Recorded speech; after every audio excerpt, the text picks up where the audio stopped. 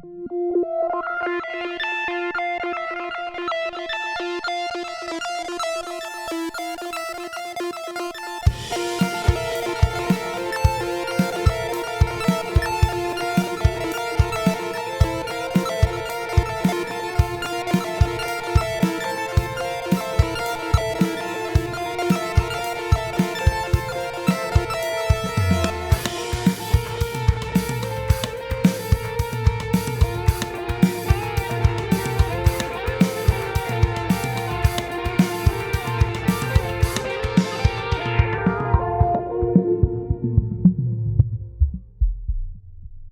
and welcome back to another episode of Podcast 572. As always, I'm your host, Kyle. I'm joined by my two friends, Dan and Matt. We have played a lot more of Final Fantasy VII Rebirth. You are a little bit farther than me, Dan. I would say, compared to what you've told me, I'm actually farther than you think you are. Because the next couple parts you're going to hit are much larger than the stuff you've done before. I am right after I'm on I just started chapter 9 where you get the buggy. Right. So, which I've driven around a little bit. Your next you did the boss fight with it, right? Yes. Okay. Mm-hmm. Yeah, your next thing, you're in the next chapter because your next objective is to go to Gongaga, which, in the original game isn't really a thing. You don't ever really even have to go there in the original game. Because it's more of a side if you kind of want some Zack backstory. Yeah. It is completely different in this game. It is its own chapter, its own region. Does it have a part where you, in that instance where you play as Zack? I don't know. That's a big part of that? If there is, there's a tiny piece. Okay. But the thing about that section is, and I want to stay away from spoilers just because it is very different. It is where the story starts to change pretty wildly from the original game. Yeah. Okay. There's an entire sequence at the end of this which is similar, and I feel like this happened during the last part with the desert stuff. It's very similar to things that have happened before, and maybe it just seems like they're trying to do stuff in a different way. This goes out the door. Especially at the end of it, there's a whole sequence, you'll know when it happens, where you're just what the hell kind of a thing. And then, that kind of wraps up in a kind of a weird way where it's not really addressed. And then you move on from there to Cosmo Canyon, where I am now. And this place is huge because instead of just being a big area, it's also very vertical. Because the thing about the chocobos in this area is they can glide. So you'll jump off of places and float around and stuff. That's cool. I told you before that up until this patch, which just hit a couple days ago, the gliding was not inverted. And as the only sane person left amongst everyone, I play inverted with camera and everything. Most people don't, I know. It made this almost impossible for me to not play it inverted because you have to do this certain thing where you have to kind of get a minimum score on these things to progress. I was fighting to get the minimum score because of the controls are backwards. It'd be like the equivalent of trying to write left-handed if you're right. It's just nuts. Yeah. If you don't play this way, think about if you went into the game and you turned inverted controls on, how fucked up you'd be. Yeah, it's crazy. I could not stand it. There's also that shooting mini game in Costa del Sol that follows the same rules. Yes. That was very difficult for me to play because it's not inverted. And I told you too, this chocobo gliding thing is part of the platinum for this game. I was convinced I'm just never going to get it because there's no possible. You have to play these things perfect. Yeah, there's no possible way I could have done because I physically can't. Yeah, my brain doesn't work like that anymore. I'm too old to learn how to play it the other way. And luckily, this patch fixed it, which is crazy because it's the one thing I really need to fix. The patch apparently also did something with graphics and performance. I haven't seen a difference. Okay. To be fair, I've played the entire game in performance mode. I've only seen one area where I've seen some of the visual degradation look kind of funky. But the thing that I notice the most is the motion blur. Yeah, because you can't turn it off. So. No, and I think I told you they did add something where you can soften or sharpen edges on stuff. I'm playing on a graphics mode, and I still notice some weird things where the camera will be facing a certain way during like a cutscene or like not necessarily even like a cutscene, but like a scene where like they're just kind of talking to each other. Yeah. And you're not supposed to see this person's face or whatever. So it looks kind of odd where it's like smooth and their eyes look kind of weird. But even then it's only for like a second because then the game realizes, oh, you're looking at this and it fixes it. Okay. But yeah, it's just, I was talking to another friend of mine about it today where I love the game. I love the story of the game. I'm starting to feel like it is too much, though. Because they put too much into this like the Cosmo Canyon stuff. I ran around there for 2.5 hours the other night, just doing side stuff. Because this place is also confusing, where it's like, is this above or below? Well, how do I get to this top thing? We have to go over here and jump across, and it's almost like added so much like side quests, much stuff. Yeah. And like, again, though, the story is what is so compelling and like driving me to play this because, I had that theory last time where I thought maybe there were 2 timelines and they're running alongside each other and Aerith is aware of it.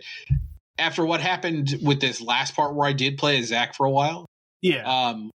I don't think that's what it is anymore, but I also don't think I'm necessarily wrong. It's weird because something happens during that sequence as Zack where you start to realize maybe they're happening maybe they are the same timeline. Okay. Like they are the same thing, but like a couple things are different. And I don't know how they're going to explain that to me. And I'm worried that I might not even get an explanation for this until the next game.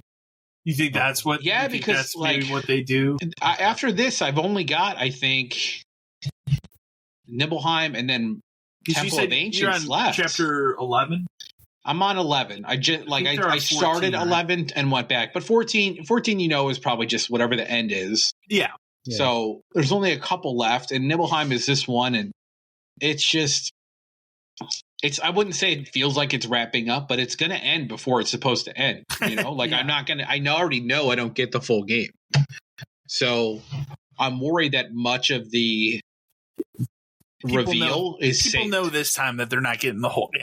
Yes. Not like last time. Not like last time where some people didn't understand, but they've made it very clear at what point this game stops. Yeah. And I still don't know what that is. And or what happens during that scene, and I'm proud of myself for having avoided that. I'm surprised too that it has not been told to me by an article headline at this point. For real, I'm surprised. Like clicking on IGN, it's just not the top photo that says. IGN cannot help it. They do it on purpose. It's all clicks. But I love the game. I love. Well, the thing I love the most, especially getting this far in the game, and you've seen it now too, where like you have Yuffie and you have Kate Sith. I think everybody that's playable now, right? Yes. Yeah. All of these characters are incredibly well thought out. They all have their own personalities. Mm-hmm. They're all good in combat. I care about every one of them. But, as opposed to like the first game where it's like you generally rolled with like the same 3 or 4 people and you never even gave anybody else a second thought. No. Yeah. But I also think that's part of what makes Final Fantasy VII special compared to a lot of the other ones is how much in-depth, because it was kind of the first one that really, I mean, yes, 6 does as well, but I think 7 is the one that really resonated with a lot of people because of the different characters and how well they're written. Yeah, but like they've enhanced it so much, like even more in these remakes. In the original 7, Yuffie's almost a throwaway. I mean, remember you never have to get her. No, even if you do get her, you can miss getting her. Yeah, and even if you do get her, you don't have to do her side quest stuff with like Wu-Tai and everything. No, but in this game, like she's an integral part about like Avalanche driving the story forward. Like her little side story thing in between the 2 games, the integrate stuff, is just as important as anything else that has happened. It's crazy. And even Kate Sith, like one of my favorite things about how they're handling Kate Sith is in the original game, it was kind of like a secret that he was Reeve, right? At Shenmue. Like they didn't want to tell you that and all that kind of stuff. Yeah. And this one, because again, that this is a remake of this, they just kind of assume that you know that already. So they just say fuck it and they lean into it. Did you get the little scene with him at the building yet? Yes. Yeah, with the posters. Uh-huh. Yeah, like not a thing they did before, not something they even had to do, but I think it's important to establish that. He's also the only character that I never really thought about like what his voice would sound like. Yeah, but it's fine. Like I don't robot dislike cat it. with a giant fake Moogle. Exactly. Yeah. So I didn't expect like how he sounds the way it comes out at first to be like, oh, that's not. But I'm not put down by it. Like every other character, I kind of always had a voice in my head, and I think this game does a good job of like matching what I've always assumed. Especially Red 13. So I don't want to say anything, but remember that for the next chapter. Remember what you just said about Red 13 and how he is. Okay. Because I thought you were going to tell me what Sid sounds like. I have seen Sid because they introduce him in a much different way in this game. Okay. I don't think Rocket Town is in this game. I have not been there, but I have met Sid. Probably hold on. They could hold on to that for the next game if they wanted to. What about Vincent Valentine? I would assume I assume that's what's happening next for me because I'm back in Nibelheim. Okay. So I'm gonna have to go to the mansion at some point. Okay. But yeah, I did meet Sid. Basically, the only thing he does, this isn't really a spoiler, is he flies you from Gungaga to Cosmo Canyon. And he shows up and he's like, he has I won't really spoil it, but he has an accent. And he's cool so far, but I've only seen him for like 2 minutes. Okay. I would assume pretty soon he's going to be part of like the gang. That might be accurate. Yeah. Maybe the next chapter is I do go to Rocket Town, but it's not a big deal kind of a thing. I don't know. Do you think they make you put in the safe code to get Vincent Valentine? To get the key? Yeah. Probably, right? Right. Because that's a huge pain boss. in the ass. That was a pain in the ass in the original game just because of how it controlled. Especially if you played it on PC. Oh god, yeah, because you would overrun the numbers constantly. Yeah, constantly. But I mean that's a major boss fight in that game, like a major secret boss fight. Again, something you never have to do, and that boss is crazy. So I would assume they would make you fight it. That's another character you can totally just avoid getting in the original game. So doesn't matter. You never even have to go back in there. No. So, yeah, I mean, I'm excited to see where the story takes me, and it's kind of why I'm considering skipping more side stuff. Like I just did most of Cosmo Canyon. I have a couple more things to do. There's no way you would be able to platinum it in one run, right? You probably have to do a hard run. You have to play. Here's what's gonna make this a nightmare. You have to play the entire thing on hard. Okay, you had to do that in the last one. Yeah. You have to do every combat challenge. Okay, you had to do that in the last one. You have to beat every mini game in this. Perfect. Ooh, that sucks. And the final side quest involves playing all the mini games again and getting better scores. Oh wow. I'm terrified because you're about to unlock the ability to finish Johnny's Hotel. Okay. Because his quest line stops at a certain point where you have to get that crown. You can do that now. But cool. To finish his hotel, you have to get all these like little artifacts and stuff. And a lot of them require you to do everything in the game perfect. Okay. And I am terrified for how long that will take to just like sit there and play these mini games over and over and over and over and over again. Because some of them suck. Some of them are fine, but some of them suck. That might be the kind of thing where I don't platinum this game till next year. Yeah, it's kind of thing where when you're done, you probably take a break. Yeah, it's like a lot. It's a lot. And like they've made certain tweaks have made the game harder. HP plus and MP plus materia have been nerfed to hell. In the last game, they could get up to plus 50%, and you could equip more than one. Now they can only get up to 30%, and you can only equip one. So you can't buff your characters as good as you could in the last one. Okay. So it's going to be a lot more about techniques and mechanics and all that kind of stuff. Yuffie has a really good one, which you'll get soon, called Doppelganger, where she just creates a clone of herself, and she does everything that you do. Because I like to use her a lot for if anything's weak to an element, the best option is to play as Yuffie, throw the star, and then just spam the ninjutsu thing over and over and over again. And now you can do it with twice because her little doppelganger runs around and stuff. So it's pretty fun. What did you think of the reimagining of the gold saucer? It's cool. I thought it was awesome. Yeah, it's really well laid out. I haven't gone back there yet. I still have to go back there, which I would assume is probably after this because that's how you learn. You have to go back to get the the key to the temple, because that's where that is. So I haven't done the date yet or anything like that.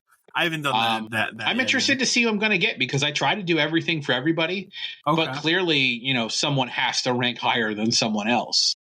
Well, so, I mean, I don't think that. I'm assuming they don't give you a choice. It's just whoever the game picks. You can reload the chapter when you're done, and then pick who you want.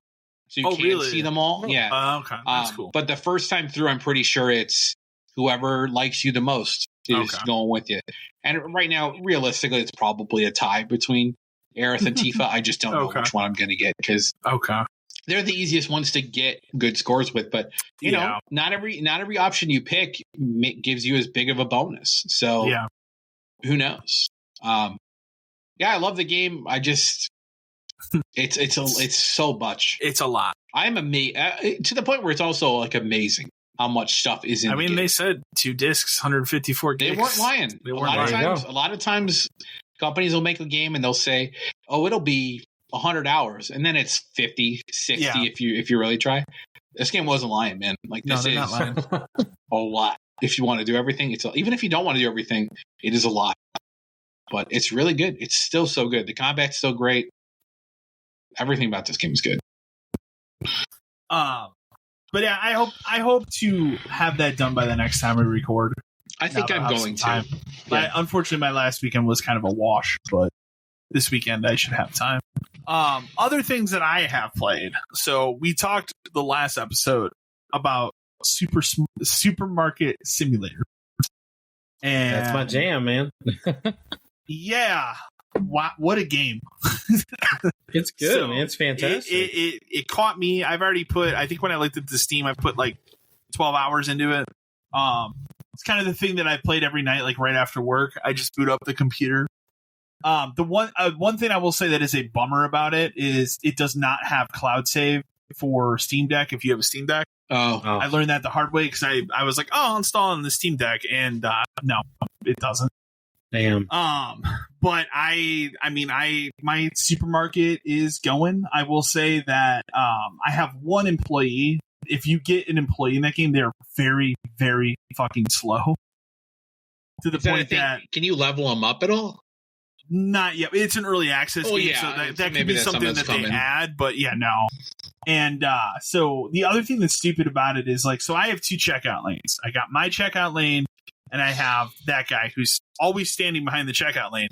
But they need to put something in the game where, like, if I'm not standing in my checkout lane, the people should not be coming to my fucking checkout lane. Oh, yeah. And yet the game will do this thing where it's like, okay, 4 people come and stand there and ring my bell. Well, this guy's just standing here doing nothing, and there's nobody there.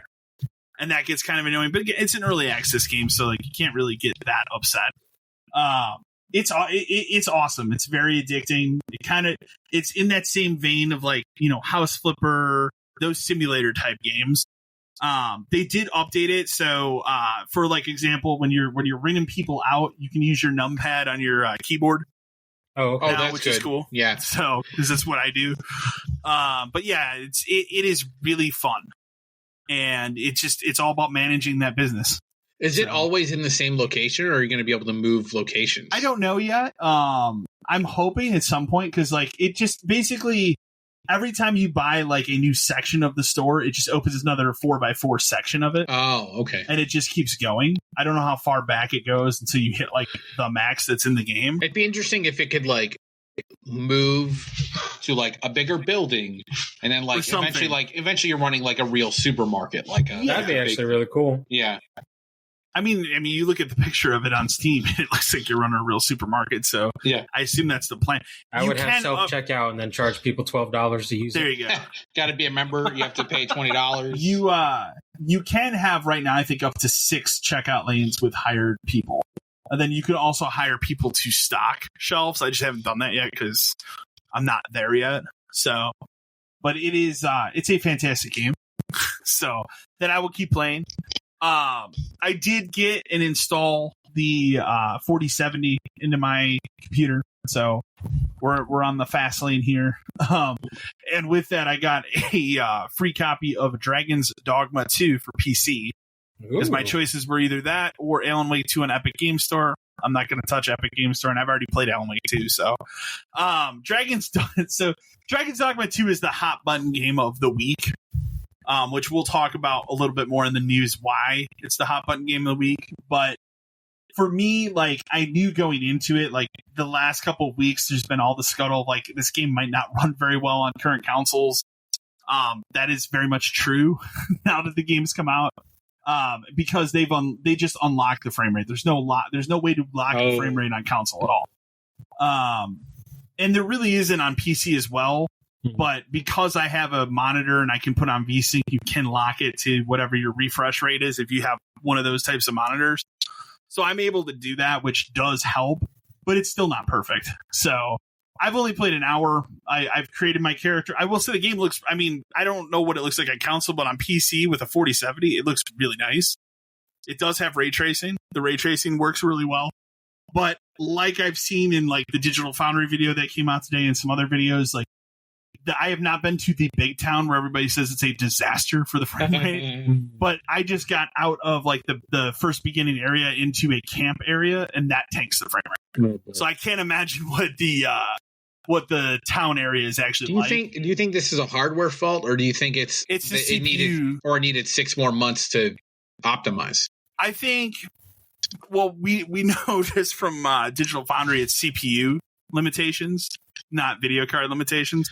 But I think the biggest thing that what this game suffers from is it's also running on the Re-engine. This is the 16th game that Capcom has made under that engine. This engine was not designed for a massive open world RPG. No. It was designed for Resident Evil games. Yes. Devil May Cry 5. Hallway stuff like simulators. That. Yeah. Monster Hunter, which again is segregated areas. It's not open world really. Right. So this game is massively open world. So, and I think it's pushing up against the limits of that engine for the first time that we've seen. We haven't seen a Re-engine game really get hit this hard. Everything that they've put out with that engine has been rock solid. So this is kind of the first time. So, and I don't know if and that's the thing. Like, I don't know if it would have benefited if they used Unreal Engine instead. Like, I don't know, but it really does seem like it's a CPU limitation. So, but again, we'll see if they optimize it. The best thing that they could do, at least for console players, put an option to just lock it at 30. Yeah, I mean, or unlock it. You know, like either, hey, you want to unlock it, maybe it'll go up. Yeah. But if you lock it at 30, I think people would have a better time there. So that's probably what I see them doing like in the next month. But I'm going to explore more of it. I'm really fascinated. I didn't play a lot of Dragon's Dogma 1. We've talked about it on the podcast, but I'm really interested in how this game handles quests because they very purposefully like don't give you a lot of information. You're kind of supposed to go out and seek everything out yourself, which is interesting. I like when games do that. Yeah. So, but I played an hour, so I don't have too much to say. I do want to look at it more this weekend. But I'm probably going to look at it a little bit, and then I want to go and finish Rebirth before I really dive into it. So I'm in no rush to, fly through Dragon's Dogma 2. Yeah, for sure. But I will say it looks really, really good, at least on PC. The only other thing that I've done is, I think I mentioned this to you, Dan, the other day, but my girlfriend really wanted to play Fate, the old PC game, which is like mid 2000s, like kind of kid friendly Diablo type game that came out. There's a couple of them. And so the problem with that game is it's a mid 2000s PC game, which you can get on Steam, but I got this idea of like, well, maybe I could play it on Steam Deck. And so it is a playable game on Steam Deck. I downloaded it and I was like, well, maybe we'll try it with controller. So I set it up. I surprised her because she's been having a real rough time with work lately. And I surprised her. I'm like, well, I was able to get this to work, but I told her, I gave her the control. I'm like, I don't know how it's going to control that. This might be shit. I don't know. Every time you load the game, you have to change the resolution because it loads in some wonky resolution. But that's fine. You can change it because if you don't, you literally cannot touch the bottom or the top of the screen. It like cuts off weird. It is terrible on controller. It was not a game made for controller. No. Steam does have the ability to download like user profiles for controls. So we tried doing that and like it's okay. But what I ended up doing was I just took a chance. I went on Amazon and found like a $20-ish wireless keyboard and mouse and was like, I'll give this a shot because I can't have any wires in the living room because of the cats. So I bought that. It works, and she's been playing that. So I think she played that all last night. Wow. So good Lord. Because I just was like, well, again, she works nights, so she's I looked it up out of curiosity. That game is 19 years old. Okay, I'm not surprised. No, I mean, yeah. And she didn't play a lot of games when she was younger or anything, but that's like for whatever reason one that she remembers playing. So sure, I mean, she's having a fantastic time playing it. So sure, well, good. And it's probably the first time that my Steam Deck's got some real use in a while. So I was just bummed that Supermarket Simulator wouldn't work with my cloud save. So I'm not going to start over again. No, I wouldn't. We could jump over to you, Dan. Besides Rebirth, just a couple things. I'll talk about. The one I played the most other than that was, baseball came out, and once again I fulfilled the obligation of buying the special edition of baseball. It's baseball again. I'm at the point, I say this every time. I'm at the point where last year I actually liked because it tried to do something new, like the Negro Leagues storyline stuff. Mm-hmm. And I felt the game played better than it had in the past. But I have the same complaint about this year's as I did as last one, and this time it's just like it's more enhanced. It's still a PS4 game made for PS5, and it is starting to suffer exponentially. It's one of the biggest things they tried to say was like, oh, we fixed defense. No, you didn't, because I see guys from a standing position all of a sudden zoom to the wall where they need to go. It's 2024. This shouldn't be happening anymore. It's all of the modes are essentially the same. Like they added one of the cooler things they did, and I did it just to kind of test it out, is they added the ability to play as a woman in the create a character mode. Pretty cool because it's actually a different mode than the regular one would be. Really? Okay. Yeah, there are commentators in it. So they took time. Yes, it is a fully functioning owned story of this thing. And the story is that like you make your person and you and your best friend who's since I'm a position player, she's a pitcher, I would assume maybe it would flip if I did it the other way. But, okay. They talk about, like, oh, we're going to the combine, we're going to get drafted. And I don't know if it's scripted this way or not, but I got drafted to a team and she got drafted to a team in the same division. So, I would assume it is scripted in a way where they want you to face off against each other. Yeah, usually that's how they do those kind of stories. And that's okay. In baseball, it's not necessarily a given because I have to work my way out of the minors. But they could always make it where she gets traded to some other place where we have to play each other, and it's possible. True, not a deterrent or anything. But it's just it's road to the show again. The little breaks between where they do a little commentary and they'll say some stuff specific to, oh, it's her first. This is the first major league hit by a woman or something like that. It's good that it's not a throwaway, but it doesn't. But it also doesn't feel fleshed out because it's still the same mode. They haven't really changed this mode outside of tiny things like this, or a couple years ago where Ohtani was a big deal, where they made it where you could be a two-way player for the first time. But everything else built around it is the same. If I'm earning money as a player in this game to sign contracts and the incentive to do that, let me do something with the money. Yeah. Let me buy gear as opposed to having to open packs of cards, or let me use the money to open packs of cards that are only for this mode. Something like there's something to do here, but they don't do it. I know sometimes that stuff can get bloated in sports games and games in the past have done it, but let me do something outside of it. Like let me have a house I can decorate, anything, like just something, a trophy room, all this kind of shit. There has to be something else. I haven't touched the Negro League stuff in here yet. I'll do that at some point, but it should be noted it's like half the amount of content that the last one was. So that's weird. Well, supposedly they're going to add more stuff to it over time. Did they add any trophies or anything for that? Trophies list for this game is incredibly easy compared to last year's past. If you're smart and you know what you're doing, you could get a majority of them in one game. Okay. If you set sliders, sports game. Okay. If you set sliders and difficulty in a certain way, You can easily get a majority of them in That's one fantastic. game. Okay. The most difficult one, I would say, is catch a diving ball. Like, make your player dive, because the mechanics of that are not great in the game. Well, the longest one is play 24 games in the Diamond Dynasty thing that are 3 innings. So it just takes time, but it's not like I have to do anything. No, Right. yeah. We're running into a wall with this game, and it's not even that it's still a PS4. Like, that is a huge problem, and that needs to be taken away. So what you're telling me is when the PS5 Pro comes out, it'll be a PS5 game. Maybe that's when they finally say goodbye to PS4. But it's not the only problem. Like, it is ridiculous to me that it is 2024 and we are still making. I get it for sports games, sure, because they do it forever for sports games, right? But it is ridiculous that we are still making ports for PS4 of games that they're pretty much like not supposed to even be working on those platforms. Like Resident Evil 4, the remake on PS4 was not good. No, and the thing is like there's still a lot of them. There is a ton. There's a lot of them, and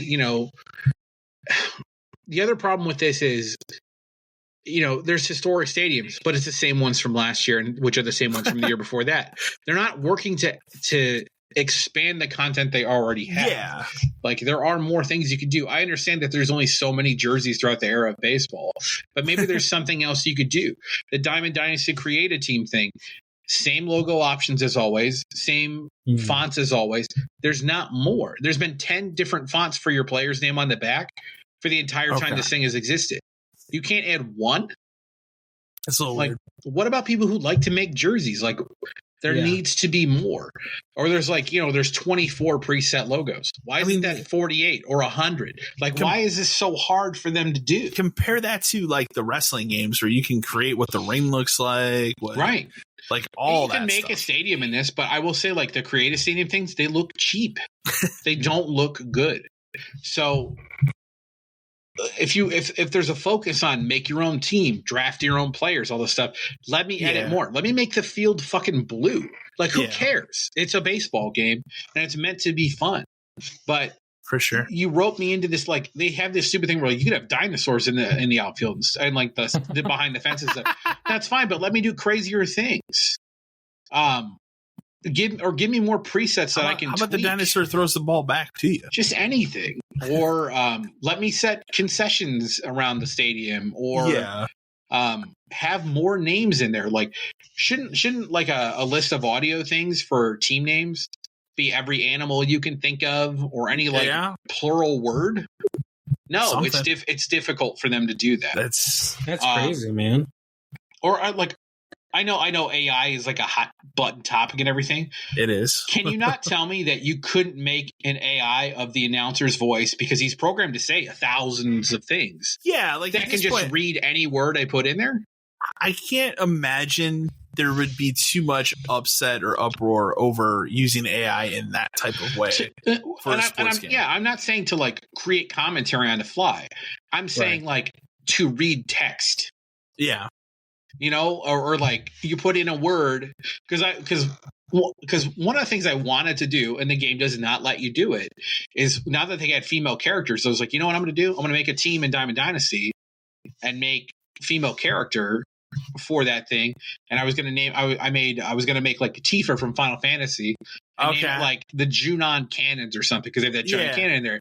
Yeah. Well, Junon's obviously not a word in there. Cannons is, which is good, but like Junon's not a word. But it's like, couldn't you have some kind of thing that could read that?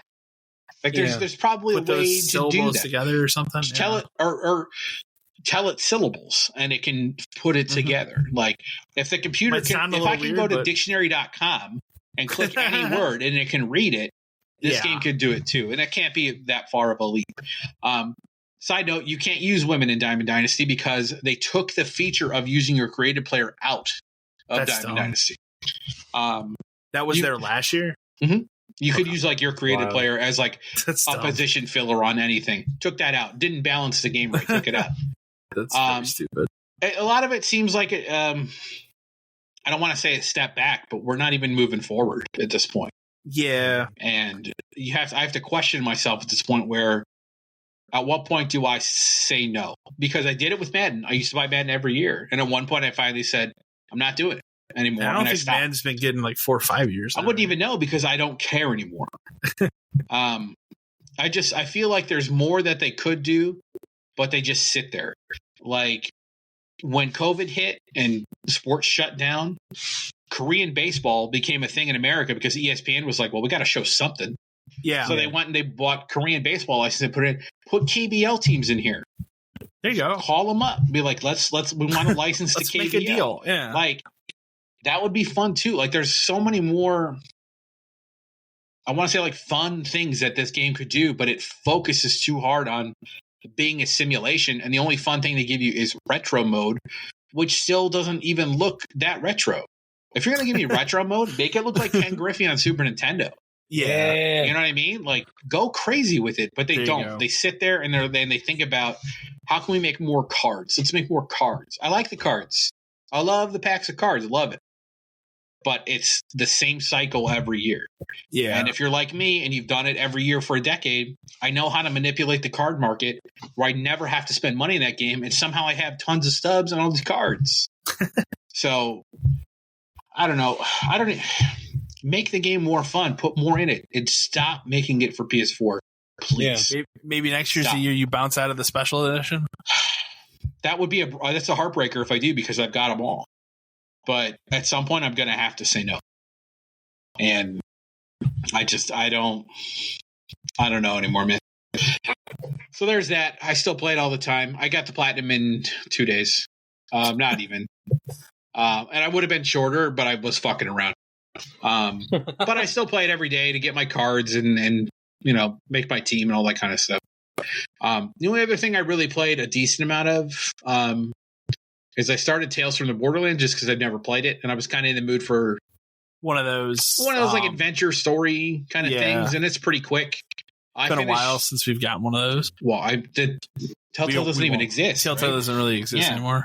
But I've had it ever since I bought that like weird Pandora's box thing of Borderlands content because it was incredibly cheap. Yeah, I remember when they did that. It gives you everything. So anything I didn't have, I got, and that's in there. So it was a new one. So I said, yeah. New Tales from the Borderlands? Yeah, so that one's in there too. So I was like, yeah, let's just play it and see what happens because a chapter of that is relatively short, an hour or two. Yeah. It's interesting so far. I kind of like the story behind it. It is one of those games where there's just not that much to actually do. Yeah, other than make choices, like especially those earlier Telltale games. There's a couple times where, like, you move the thing over and you hit R2 to like shoot something. If you don't, something else happens. But looking at just like the trophy list, nothing. There's no. It's just play. Usually, it's just play the game. It's literally just play the game. It doesn't matter what happens. But I finished the first chapter. Easy. I think it's interesting. It's another typical Troy Baker jam. And it's painfully obvious because he's the only voice actor left. I mean, it's him and Laura Bailey, man. Wow, that's weird. Yeah, I'll finish it up. I'll probably do that thing where I play a chapter of it every other day or so, and then probably bounce into the new one and play that too. I mean, it's weird having played like 2 and pre-sequel and 3 where this takes place and knowing who this guy is, but like. You can tell they're leading towards like the twist of what happens with the main character, but it's obvious if you played the other games. Yeah. So it's not really that interesting, but it's done. It's made well. It's done well. Yeah, I'll finish it. The biggest problem that those Telltale games always had was their engine. Because at some point that engine got really rough. Yeah, it's a little rough around the edges and can be jittery, and there's some weird loading, and Borderlands has a certain visual style as it is. Yes. And Telltale had that kind of same style with like the Walking Dead games, so kind of mushing it together doesn't look the best. Yeah. But it is what it is. I don't know why, but I had an itch to play that thing, and I was just scrolling through like my library, and that came up, and I was like, okay, I'll give it a shot. What about you, Matt? Well, I've been playing Helldivers 2 still. It's crazy and chaotic. They've done some updates to it. Of course, seen the lights. Yeah. Okay. So you got the exosuits now are available. Have you unlocked the exosuit or no? Yeah, you get to level 25 and it becomes like a stratagem. Okay, that makes sense. Bugs are flying now, so nice, interesting. We're supposed to get another enemy called the Illuminati. The Illuminate? Yeah, whatever. Called. Yeah. Illuminate, maybe? I mean, we can just call it what it is, the Illuminati. Yeah. That's exactly what I think about. That's what it is, right? The Illuminati. Because, think about it. That's how they tease it, because they're like, what are these, rays of light? Oh, we don't know about that. Yeah. Sure about that? So, it's a lot of fun still. That is the number one selling game in the United States of this year now. Dude, it's so good. Like, it's still selling. I actually saw a physical copy of it at Walmart the other day for the first time. I saw one too, and I was tempted to buy it. Because I was like, just to have it. Because I was like, that's really cool. I couldn't justify it. I couldn't either, so I didn't do it. It's still just a lot of fun. Mm-hmm. And especially if you have now, and I feel like there's so many more of my friends playing it that haven't played games in a while. So it's nice to message any of them and be like, hey man, you want to play a round or two, and just kind of goof off. So it's cool. I got an itch to try something on Game Pass. I remember seeing last year at one of the shows the game called Venba. I believe that's how it's pronounced. It is probably about an hour and a half long. It's not super long. It's a story about an immigrant Indian who her and her husband moved to Canada. They end up having a child. That sounds familiar. It's really. I think it was a big last year when it debuted. I said I want to say I read something about it. Want to win an award for most impacted game or something like that. I remember. Okay, yeah, I remember seeing it because it has a very interesting art style. Yeah, and that's what I remember. Okay. It is really solid. It's on Game Pass, so that's the only reason I jumped on it, because I had it and I was like, you know what, let me just jump into this because it looked interesting when I saw it. Essentially, it's a cooking game. Okay, you're not really doing anything else but doing recipes that her mom wrote in a book, but the book got tattered and destroyed in the moving process. So she is trying to redo the recipes. But all in all, while you're doing these recipes, the story in this actual game is really in depth, and it's really interesting how they do it. Okay. So the couple move to Canada because they want to try to start a new life together, but they're struggling. Come to find out, they end up getting pregnant, and they have a baby. This baby, though, starts to grow up and pretty much starts to resent his parents because his parents are kind of stuck in their old ways. They want him to learn the language of their people, which is, I believe, pronounced Tamil. Okay, I could totally be wrong on that. And he doesn't want to do it. He doesn't want to deal with the Indian heritage, the cuisine. He doesn't want. He's pretty much denouncing everything like that. And then by the end of the game, he comes to the realization that his parents were doing the best that they could in the situation that they were given. And it's a really actually kind of moving story. This all in a 90-minute game. 90 fucking minute game, dude. Whoa. That's a lot of ground to cover in 90 minutes. It's pretty wild. I was shook because I started it and I was like, of course it's a 90 minutes. So I finished it in the first night. But I was like when I got to the end of it, I was pretty worn because I was like, wow, that was actually just really intense for that short period of time. It's very solid. I just saw on Nintendo. It's available on Nintendo Switch at half off right now for $8.99. That's cool. It's on Game Pass. It's 90 minutes. It's the length of a movie, man. Jump on it if you want to just look at an interesting story. And then the only other thing I played is Supermarket Simulator. I played definitely. I don't think you've played as much as I have. Yeah, no, I got the bug hard on that. Yeah, you did, because I've been stuck on Helldivers. Yeah. But it's a lot of fun. Like, it's just cool setting your own prices. Yeah. And scanning people. Getting people get pissed when the prices are too high. Yeah, I hate it because I'm like, people get sassy when they're like, oh, I couldn't find cheese today. And I'm like, what? Like, I don't want to buy that anyway. People, you cannot charge them incorrectly if they use a credit card, but you can give them the wrong change and they'll get pissed. Interesting. So they'll walk away and be like, he shorted me. Like, I gave an extra $100 one day, and I was like, whoops. But yeah, it's a lot of fun, man. I mean, I know it's in beta right now, and you're just kind of like getting the gears of it. But and you will see. The other thing I'll say is, like, you do see a lot of the same like character models. Yeah, they are repeated quite a bit, but they are repeated. That type of game. Yeah, I had two of the same people multiple times just walking right behind each other. It's one of those games, though, where, like, you're not meant to pay attention to what the characters look like because you're managing, restocking, ordering, throwing out garbage. Have you paid attention to what some people buy? The combinations are weird, man. Like, they're fucking weird. Like, I'll have, like, a guy come in, he'll buy a bunch of, like, cleaning products and then cheese. And then you'll have other people come in and they'll buy a bunch of bleach and, like, cakes and stuff. Like, it's weird. Yeah, it's awkward. Have you gotten freezers yet where you can, like, have frozen pizzas and stuff? I haven't got to the frozen food, but, like, I've got the refrigerator freezers or the refrigerators right regular now. Fridges? Okay. Yeah. So it's just, like, I do pay attention to what the people buy, and I'm like, why are you buying eggs and powdered sugar? Like, bro, what are you doing? Like, do you think, I haven't looked far enough ahead, but, like, do you get to a point where you can sell alcohol and, like, have to card people? That'd be interesting. They go that hard? That'd be cool. To deny people, like, oh no, we gotta watch today. You gotta watch it, make sure somebody's not buying like Sudafed and coffee filters and batteries, so they're not making meth or something.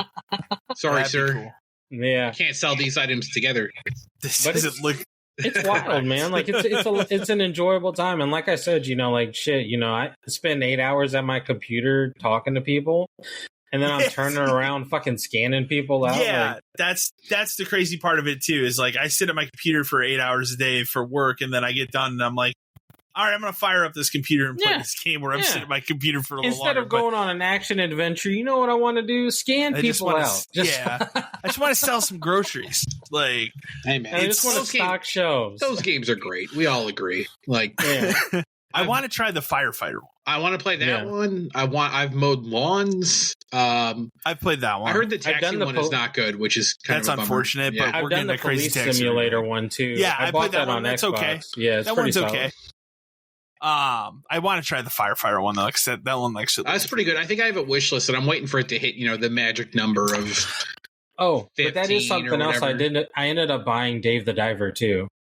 Okay, so I'm waiting for PS5. Mine too. Yeah, I had that on wish list. I want to play it though. It dropped, I think, like $5 or $6, and I was just like, you know what? Let me just pull the trigger on this. Let me give it a shot. So I'm really hoping that this next week maybe I can jump into it a little bit just to see what it's about. I'm interested. And then I loaded up SimCity, the one I bought, and dude, it's like SimCity 3000, so it's the old one. Yeah, from like it's just like it was very it was very slow moving. So I was like, I'm gonna have to come back to this later on. Like, I was like, not today. I'll just go check people out right now. So but I mean, like I said, if you got time, it's 90 minutes, give Venba a try. It's a really in-depth story, and once you play through it, it's pretty solid. Okay. But that's me in a nutshell. Yeah, we can kick over. We got a lot of news this week to get through. First thing I put in here, just more so because I think it's humorous.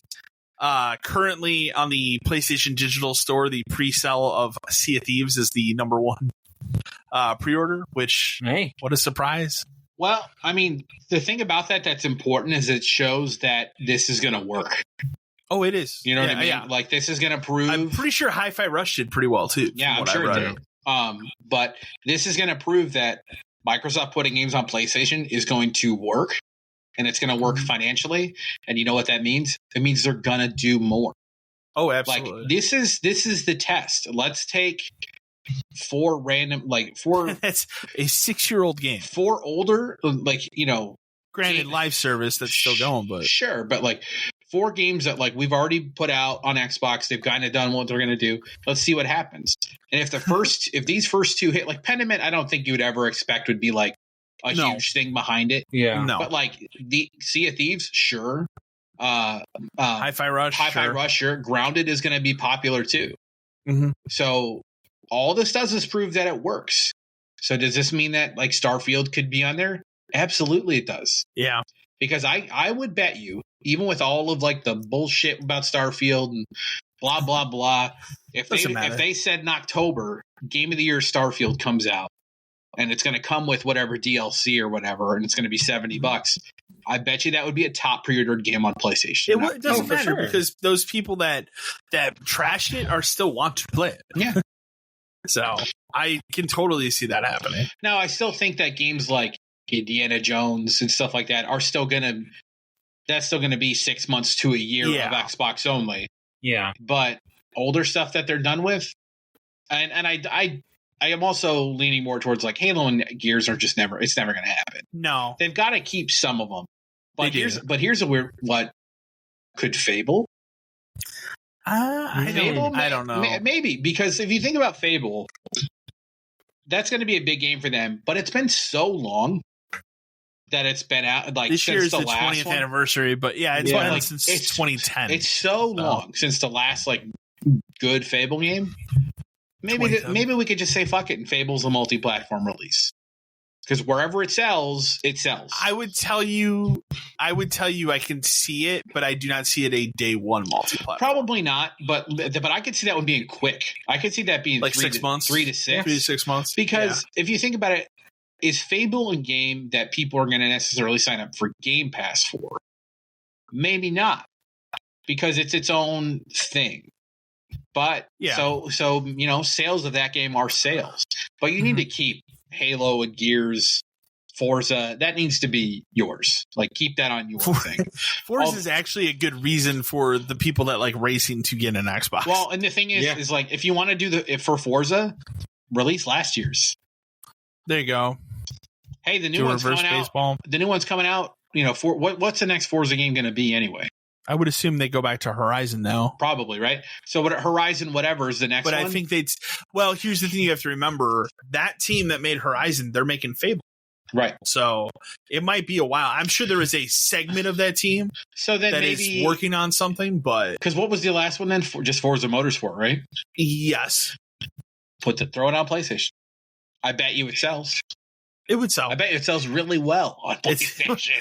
I mean, again, what's the competition? Gran Turismo is the only direct competition, and I think everyone, even most Sony people, agree Forza is a better game than Gran Turismo is, and it has been for a long time. It's been for a while. But yeah, I'm happy to see that Sea of Thieves is doing well because it's a good game. I refuse to pay this much for it, but that's okay. It's $40? It's like, there's a couple versions, and I think it's 40, 50, and 60. Maybe there's even a crazier one. But like, it's on the wish list. $20. Absolutely, I'm back in. Absolutely. Yeah. So, and that's when I'll go back and we'll have some fun with it. Yeah, because we can get other people to play too. Absolutely. Mm-hmm. So, we'll have a bigger topic to talk about later in news, but I know you saw the Resident Evil article. Did I point it out to you first? I think I did. I don't know if you did or if I sent it to you. I want to say I sent it to you because I was like, oh man, this is gonna. It's triggering to me because it is one of my favorite Resident Evils. But it is my favorite Resident Evil game. I mean, I've made a video that has been one of my more successful videos this week. But okay, so we'll break it down. The article is called "The Resident Evil Game That Cannot Be Remade." We are specifically talking about Resident Evil 5. The funny part is too was I read that title and I was like, does he think like mechanically it doesn't work? No. You know why? Yeah. And the thing is, like, the first thing that I'll point out is this is a website that gave this game a 9 out of 10. Yeah. I remember it was back when they were doing the weird point system, but and yeah, like, it's called it a masterpiece. Like, yeah, said it's fantastic. I would argue it is a masterpiece. It is really good. But it's basically being called out as being a racist game, and that you cannot remake it today because of the racism in it. The setting, yeah. It's not a racist game. It's set in Africa. So, of course, naturally, the people over there are going to be African. Like, you don't go to different countries, like, it's ridiculous. It's statistics. It's statistics. It's a fact. So, and if you go back and you watch the original trailer for Resident Evil 5, the first one they showed, they did change things about it. They did. Yes. So, because there are, like, they do throw, like, some Hispanic people in there at times when you're gunning down people. So, it is what it is. But it's not a racist game, and it's a very silly argument against the game. Like, I would be more concerned about things like, how are you going to remake him punching the boulder? How about the whole end of that game in the volcano where it gets kind of crazy? Yeah. Or on the fucking plane, or how he has the Jesus powers, or Cheva's AI, or there are other parts of that game that would be more difficult to manage. But he glosses over all of that to just call out how racist it is, and then he doubles down. Down on that. Forgetting that you play as a black woman throughout the game. And she's one of the best Resident Evil characters they've had in a very long time. It's truly a shame that it's a character they have not brought back. It's crazy. We've said time and time again, bring this character back. She should have her own game. She should. They should team her up with one of the other girls. Yes. Like, that's fine. It's ridiculous they haven't brought that character back. And at this point, I'd like to see them remake this game so they do bring that character back. You know what I mean? And give her more of a focus. Give her more of a backstory, if anything. So, it's not even that. You also have Josh Stone there. Yeah, remember Josh he's Stone? Great too. He played Desperate. Remember his great. What was it? Desperate Escape. Desperate Escape. Yeah. Remember his great fucking helicopter pilot, the Legend. Yeah, dude. Like, it's an amazing game. So it triggered me hard. I made a video. It got a lot of views. People. I will say this, not a single person that commented, and this is one of my highest commented videos. I think it's at like 70 something right now. Not a single comment agrees with IGN. Well, because here's the other thing, but that's happening because IGN, I think that thing got up to 600 clicks. But it is. But it got up to like 650 comments before it, of course, got locked. The guy who wrote it, his Twitter is locked, where you cannot comment on anything. He makes an argument and doesn't defend it, and then refuses to hear criticism about his opinion. Like, exactly. That's not good, it's quote not unquote journalism, but it's not even a good opinion piece. This could be your opinion, but you have to defend it. You can't stop other people from talking about it. Yeah. It's crazy how this is how they get away with stuff. We control your responses. We're gonna get into a much bigger story surrounding that later on, but yeah, it's out of hand. But it did. I feel like that article and that story did die pretty quickly. It died pretty quick for the other thing that's going on. It was dead for makes sense. A day or two later. Yeah. But yeah, they locked that pretty quick because again, every single comment was just, "This game's not racist." No, and pointing out how it's not. So it's a very, very dumb argument. The next article we have, Saber Interactive has split successfully from Embracer. They took 38 different video game projects with them. So what those projects are, I'm sure one of them is Star Wars, Knights of the Old Republic, but the thing is 38 projects. You could tell me 38 projects. It means nothing. No, it's just a notebook. Yeah. It's some guy wrote an idea down. He wrote down a game where like you shoot a gun through time. Remake Saints Row again. Yeah. It's just one of those things where, okay, I mean, it's good for them to get out of the Embracer group because that's a sinking ship. That is sinking too many purchases. Fast. Too many purchases. But they, now they've got to actually make something, and it ain't going to be a Star Wars game, so it doesn't really matter. Speaking of Star Wars, the Battlefront Classic Collection has launched. It is a disastrous launch. What happened? I didn't even read it. So do you not know? I didn't read it. It is because they didn't really have any of the dedicated servers for that game set up that they promised. And what's the one thing people want to do with a Battlefront Classic? Play online multiplayer. Yeah, that's the only point. Of course. What's the one thing that's not really working in that game, the online multiplayer. Oops. So it's not, I'm sure it'll get patched. I'm sure they'll fix it. But like, this is one of those cases where like, this isn't like a Helldivers where like it's a surprise out of left field that people are buying this. You knew ahead of time people were going to be very attached to this, especially when the other two Battlefront games did not launch very well and took years to get to the point where people actually liked them. Yeah. So to bring back the originals and then bomb out of the gate with some like not enough dedicated servers, not a good idea. I think this is hilarious.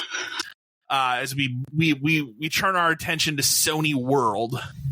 Sony has reportedly paused PSVR 2 production to clear the backlog of unsold units.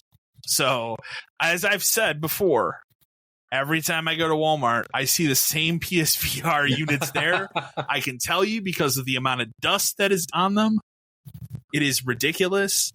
But yeah, it's, it is what it is. That thing's not setting the world on fire. No, it's $550. Did we think it was going to? No, we said it when it launched. It's the wrong price. They gave up on the last one after a year. What made you think they weren't going to do it again? And the thing is they keep trying to spin this as a huge success. And then even like I see stuff about the Portal, huge success for the Portal. Does anybody talk about the Portal anymore? Nope. No, but I see articles all the time about how they're selling those and selling them and selling them. Yeah, but and how many of them are there? They can't tell you that number. That's like Microsoft not reporting the numbers of how many Series X they've sold. They don't want to tell you that number. That's why they want to tell you that. They don't tell you that number unless it comes out in court. That's why they stopped talking about like all the Xbox Live subscriber numbers too. It's like, it hasn't really grown. Why don't we stop talking about it? It kind of went down a little bit. This I thought was interesting. This canceled live service Spider-Man game has surfaced. Did you watch? Did you watch it? I did not watch the trailer. Okay, I watched it. I'm kind of pissed. I'm kind of pissed it doesn't exist. Was it made by Insomniac? Yes. Or is it different? It was. Okay. Yes. Why don't you run it down? It just looks like Spider-Man 2 with fucking multiple spider people. Okay. That's what it looks like. Did you watch amazing. it, Matt? It looked fun. It looked like Gwen and Miles and 2099. So it looked great. The fact that you could play with all your friends, like all of us could be different spider people. Yes. Like that was stupid. I think this is like what you want the Suicide Squad game to be. Well, yeah. But it looked great. Like if they were gonna make a live service game, this was probably the one to make because swinging around that city is one of the most fun things to do in it.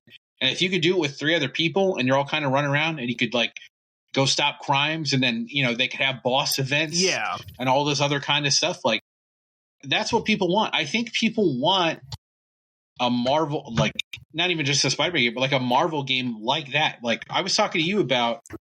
I started to fall down this rabbit hole 2 days ago about Marvel Heroes, which is a game I loved, which didn't even last a year on console by the time I finally get there. But apparently people are trying to reverse engineer the servers. So if we can get Marvel Heroes up and running again, damn. When that came out, weren't you playing on like a laptop? I was playing on a shitty laptop when it first launched. Okay. And it was okay, but it wasn't. But then the game got like reworked. And remember, it got relaunched because they put like 2013 after it or whatever. Yeah. And then it got relaunched as Omega for consoles. But then the licensing and the company went to shit. And then it got shut down. And then it was gonna shut down in December. And then in November, they were like, it shuts down next week. And you're like, oh shit. Well, I think a lot of that had to do with they were going to start production on the Avengers game. So that was part of it. It was definitely the kind of thing where.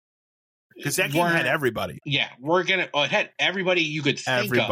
And even like Gwen was a skin for Spider-Man, but she had her own voice and all this other kind of stuff. And everybody had their own powers. Like it was a great game. If they reverse engineer it, I will play it again. But yeah, this Spider-Man game, you should go watch it. It's short because there's not much of it, but it just looks fun. That is a game I would have wanted. Like you could imagine like logging into a world, picking which of the Spider-Man people you want to be, and then picking your costume, and you can just kind of roam around and do shit. That's pretty cool. Would it have lasted super long as a live service game? They would have had to do a lot of work to make. For sure. But the thing is, like a Spider-Man game with his rogues gallery, it leads to like you could have events like crazy. Rhino's loose in the city. Mysterio's loose in the city. Like all different kinds of stuff. And then, mini games and challenges and... It just didn't make sense. Like, why wouldn't you have thought about putting that one out? I think it's difficult because obviously live services, you got to nail it, and limiting it to a scope of it's just a Spider-Man game is limiting it quite a bit. It's also limiting it to one system. Yes, for a live service game is also challenging. Yeah, so I definitely understand why it wouldn't work. I'm just bummed because I would have liked to see it.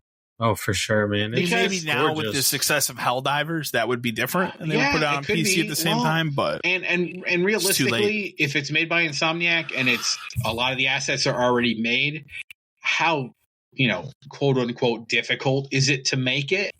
But I get why it doesn't exist, but I'm bummed. They would for sure. Next article we actually got a couple emails on it, and then I will go through it. I'm going to read the emails first. First email we have comes from Gary from Manhattan, New York. Hey guys, with the PS5 Pro specs seemingly out there officially now, what is the point? This thing won't even be able to run GTA 6 at 60 frames per second. How crazy is that game? And do you all think with the recent SDK update to the developers on Microsoft's and that we may be also looking at a new Xbox this fall as well? Certainly they would have to be developing something to compete with this, right?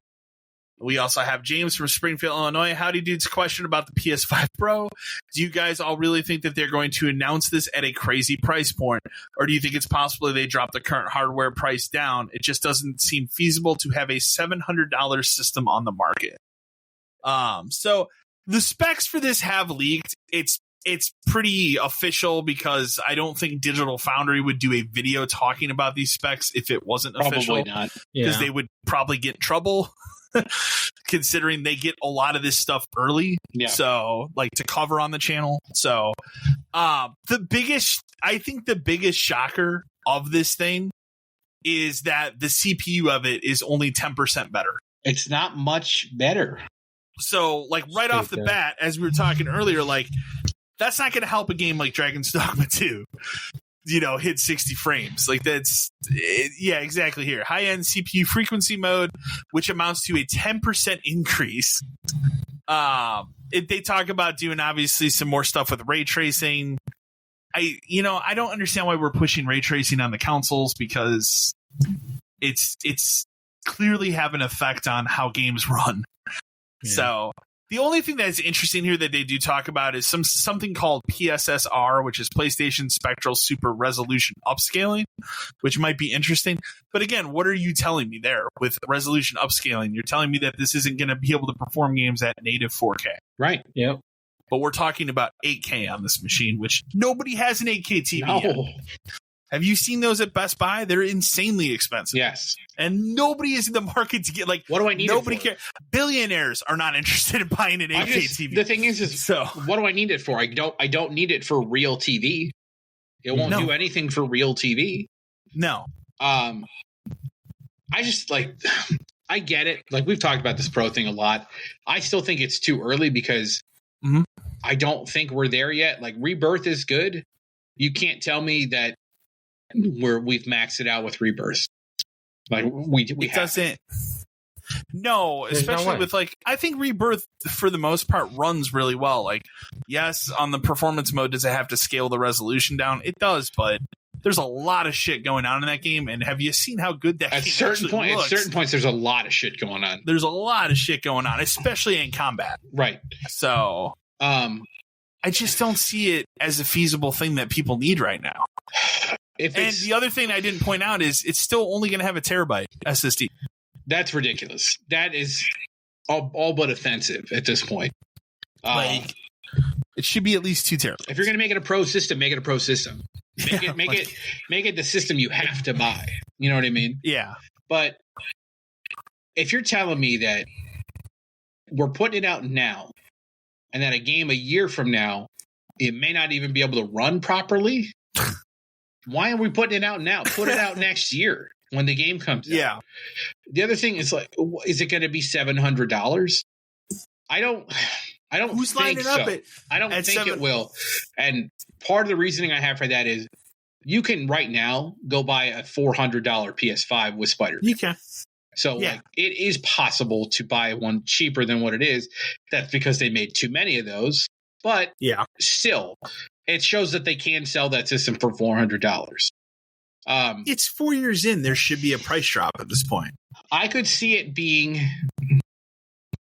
$550, but I can't see it being lower than that. I don't know. What about $600? That's probably what it is, but if they wanted to, I bet you could see $550 because it's going to have a disk drive, right? I believe it's detachable, but they didn't say if it comes. I would assume it comes with one. I don't know. But it's still going to be the same detachable thing. I don't know. If it doesn't come with one, then it could easily be $550. Do they make two versions, or do you think they just make the one version and go, well, you can get that disc drive? You can buy the PS5 Pro is what it's going to be. That's another thing that would have me not very interested is if I have to buy this thing at, $550 and then spend another $70 or whatever to get a disc drive. No way. That's not ridiculous. For what? Like, what are the benefits? And again, also, like, if it truly is launching this fall, they don't have a game to launch with it. Weird time to launch it, right? Right? Like, there's nothing to get like, okay, here's the fucking game you need to have. We don't even have to justify this. A third-party game on tap for the end of this year that would require it. Mm-mm. Why not that wait? We know of. Right. I mean, we'll get some stuff in a couple months, but why not wait until next year? You can't tell me that you're going to sell more now than if you wait a year. And why not wait till next year to try and clear out some of the inventory you already got? Right. Because every time we're at a point now where I go to any store and they've got PS5s in stock. Try to clear some inventory. I will say we're finally at the point now. Any store I go to, I see systems of all. Yes, nothing is sold out. No. Yeah. Well, and then the other part of this question is: does this mean Xbox has to release one this year? I thought they were planning on doing it anyway. They're doing that digital system, but that's not an upgrade Pro like this. That's just a digital system. I don't think Microsoft is going to work on the same schedule for this stuff anymore. But it is weird that this is the first time they've given out a new development kit since the Series X. Which was 5 months before it launched. But I don't think a new development kit means that a new console from them or like an iteration from them is imminent. I think it's more of here it exists, but I think they're also going to be the kind of thing where they're like, you got to make it work for both. Okay. You know what I mean? They're not gonna say you can stop Series X stuff and only work on this. They're gonna have to make it work for both.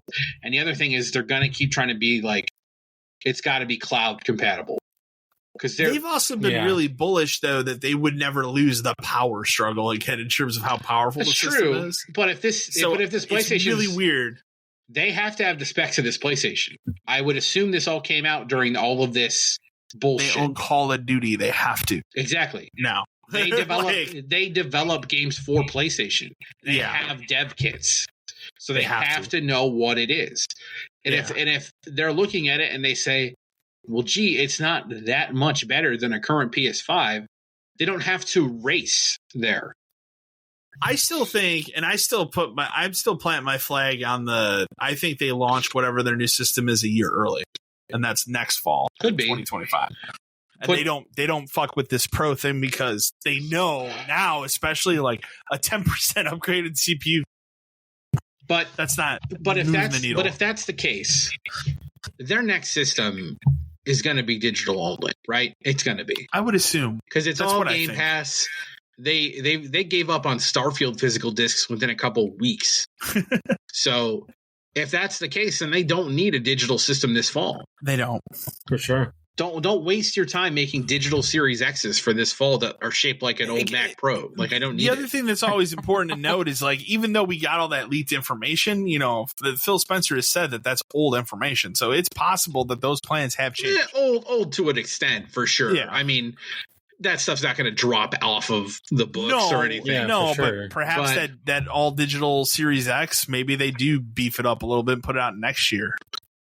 But then is that an iteration? Is that a next step? Then it's not. I don't know. So what makes more sense for them? Is it to focus on the current gen, make the transition to digital on the current generation, so that when the next one comes out, you can't say, "Oh my God, you did this." because even though we're there with Microsoft and PlayStation's trying to push you there, people still refuse to accept this. And it's like, we're so deep into digital stuff, man. It's over. Sorry, it just is. Yeah, and they've made the choice, and it is what it is. Launching the next gen. Oh, the Xbox. We'll say it's just called the Xbox because if it's smart, that's just what it's called. Should just do that. Just call it the Xbox. But let's say the Xbox is digital only, but it is 80% more powerful, 60% more powerful. Like, you know what I mean?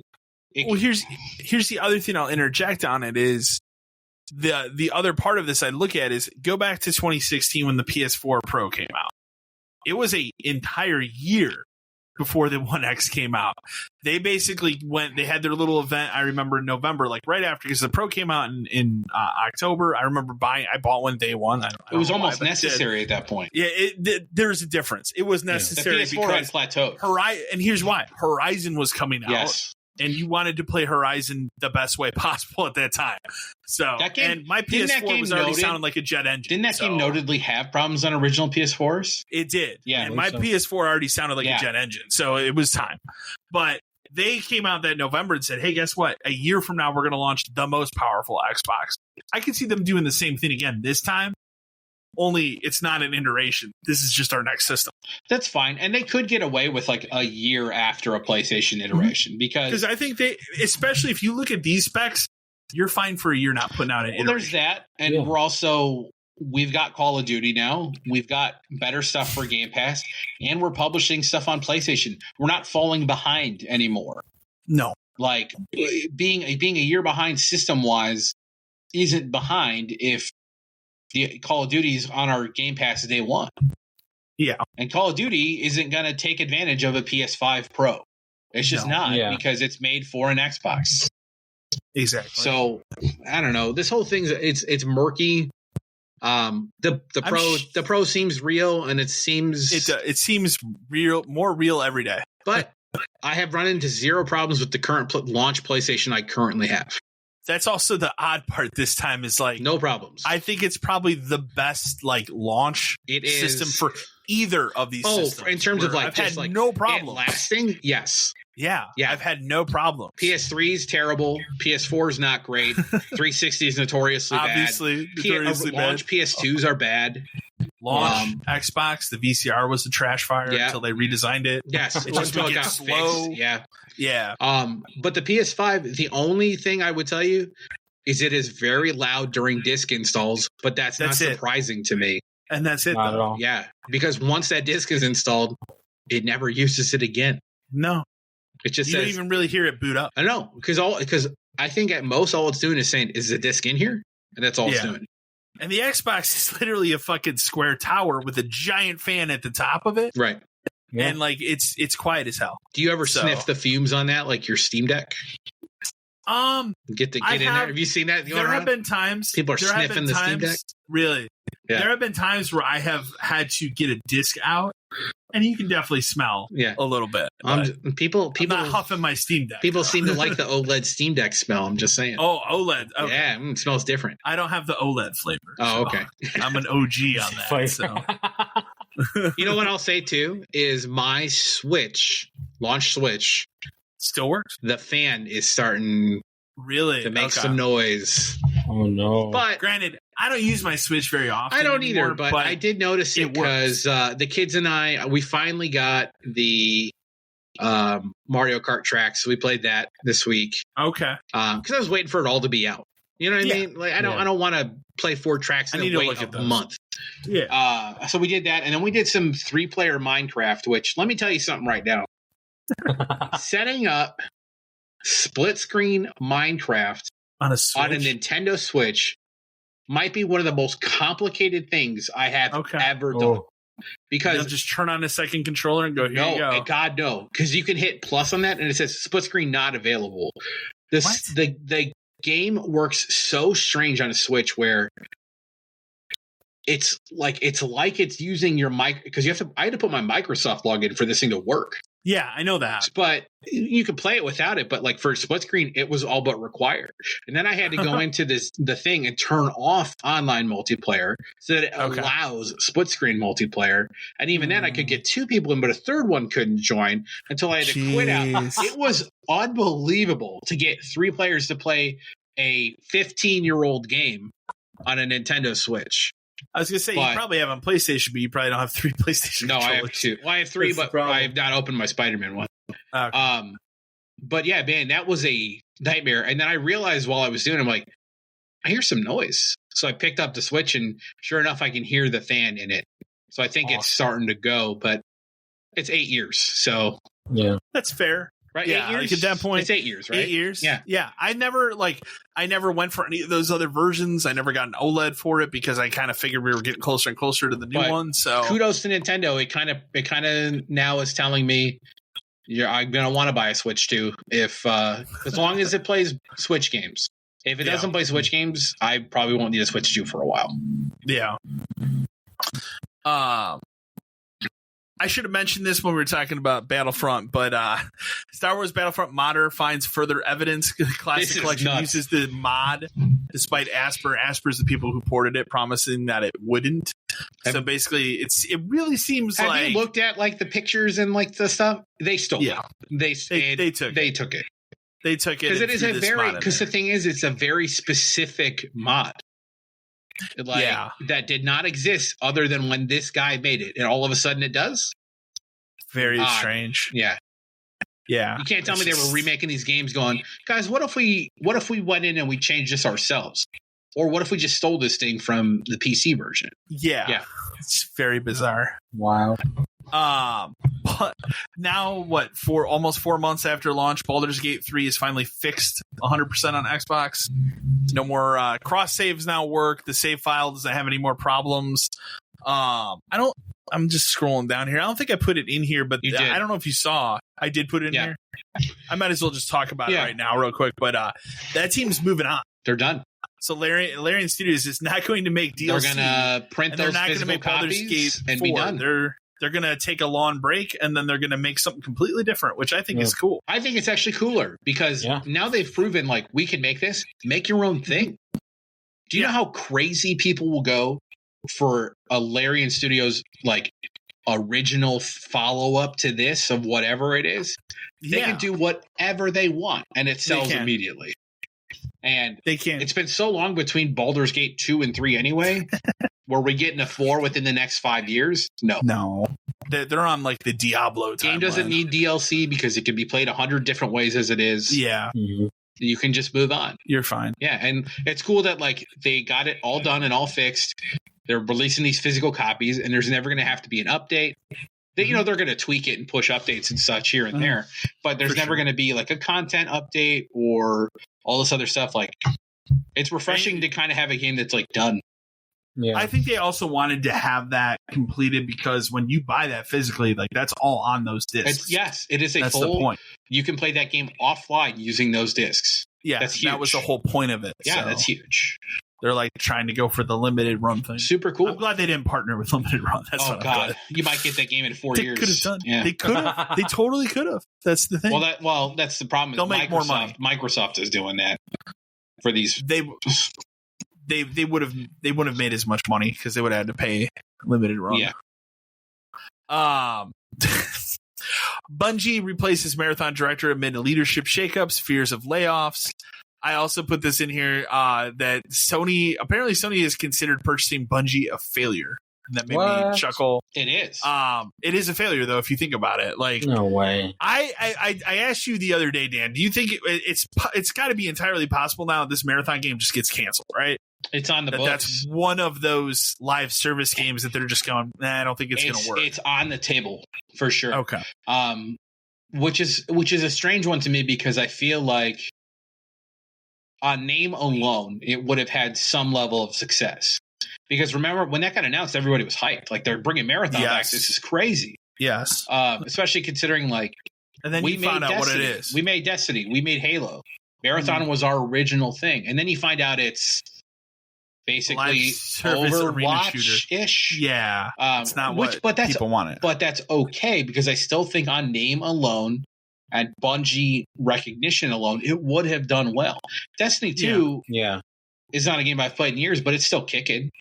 And I think Destiny 1 is one of the greatest games of this last 15, 12 years, whatever. Mm-hmm. It's one of the greatest games made, just in terms of like how it plays and the story and all that kind of stuff. But it's on the block for sure. I could see it. Maybe part of the reason they want it gone is because it was going to be on Xbox too. It's possible. You know, like it's possible. I'm sure that factors in, but replacing a director now, to be fair, we haven't heard anything about it since they launched it either. Yeah. No, just that one trailer. And what was that? That was a event from last year, right? I think it was last year. Yeah. I want to say it was this time last year. So it's been a while. Yeah. What can you tell me about the Will Smith zombie survival game that was on mobile? Because I never heard of it until this news article came out. Don't know what this game is. Okay. And it's one of those like Shazam type situations. If you and I have never heard of it, it's even mobile games. Like I still play mobile games. I go in and out and check stuff. I've never heard of this game. I never heard his name attached to a game. Undawn is the name of the game. I had no clue. When they said Will Smith, I was like, do you mean that's a common enough name? Do you mean like the actual Will Smith? Because I've never heard of this fucking game. Yeah, I just laugh at that like it's a huge flop. I mean, it has to be. I never heard of it. Yeah. I don't see it. I've never seen it advertised on my phone on the App Store. I've never, it's just wow. It's a PC and mobile game launched in last June to much fanfare. What fanfare? I've never heard of it. This that revolved around the digital recreation of Will Smith in game. The Oscar-winning actor plays Trey Jones, who acts as a guide to help players navigate the world 4 years after a global disaster. I never heard of this, and I look at IGN every day. I don't even remember seeing this. I check IGN and GameSpot every day. I've never seen this. No. Even though, I don't know, and this is a little off topic, do you go to GameSpot anymore? No. It's basically non-existent. There's no information there almost at all. Okay. It's weird.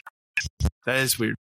Like maybe they're going away too. I mean, maybe that was whole part of that whole thing, and yeah, we'll be getting to that. Oh boy. I thought that this came up last night. I thought this was weird but humorous. So Resident Evil director Shinji Mikami obviously left Tango last year and has apparently started a new studio, which is crazy, right? Like he left Capcom to start Tango Gameworks. Yeah. He left last year. He left Tango last year after shipping Hi-Fi Rush. That's weird because that was took a year off. I know. And now the whole reason he left was to do Evil Within and do that. Mm-hmm. Mm-hmm. Now he's going to do it again. Is he not? It has to be because of the Bethesda stuff, right? Yeah, because now they're owned by Microsoft. I think he wants to distance it even more. And I bet you he wanted to do something that Microsoft wasn't willing to back. Probably a horror game or something. I think Microsoft at this point, especially after all of the purchases and everything, they're starting to get a tad more selective with what they're doing. So I can see him wanting to start over again. It's just weird because Tango is his studio. I don't even know what Tango is anymore without him. Well, the other thing that's weird too is I can see a situation where okay, the last game he ships is Hi-Fi Rush. It's successful. Maybe they went to him and said, "Hey, we really want you to make a Hi-Fi Rush 2." And he's like, "I don't want to do that." Yeah. So it doesn't seem like he's. I mean, obviously he made Evil Within 2, but it's a great game. Well, but I think that's because Evil Within was his baby again, him starting over in survival horror, kind of like a Kojima situation. Exactly. Yeah. Who is making that Splitterhead game? Is that not him? I thought that was him. No, I think that is. I'd have to look it up again. Hill guy? That is ex Silent Hill people. Yeah. Okay. Yeah. Whatever happened to that game? That's the other side. Dead? That is the first time I've heard that game mentioned in 2 years. I'm gonna do a quick deep dive on it. It was called Splitterhead, right? Yeah. Okay. Or Slitterhead. Yeah, I was about to say Slitterhead. That's how much it's been talked about. When was it last talked about? Games Radar. Everything we know about Splitterhead. It was announced in 2021. Wow. Oh my god. There's no release date. There's no new information. So no release date, much like Silent Hill 2 Remake. There was a dev diary posted July of last year. So it's been almost a year since anybody's heard from these people on this game. Yeah. Not a good sign. He created Silent Hill and Siren. There you go. That's right. Okay. That's why. Okay. Siren, I remember playing Siren and thinking, not bad. It's okay. There's a game here, but I don't think they executed it, kind of a thing. Not as well as it could have been, but it was I remember it being frustrating because it was like, pick up key, use key on car, open car with key. And it's like, holy shit, like getting in a car takes 5 steps in that game. Maybe condensed part of that. Wow, I haven't thought about that game in a hot minute. I talked about it earlier. Dragon's Dogma 2 continues the scummy practice of putting the game out for people to review and then shoving microtransactions day one.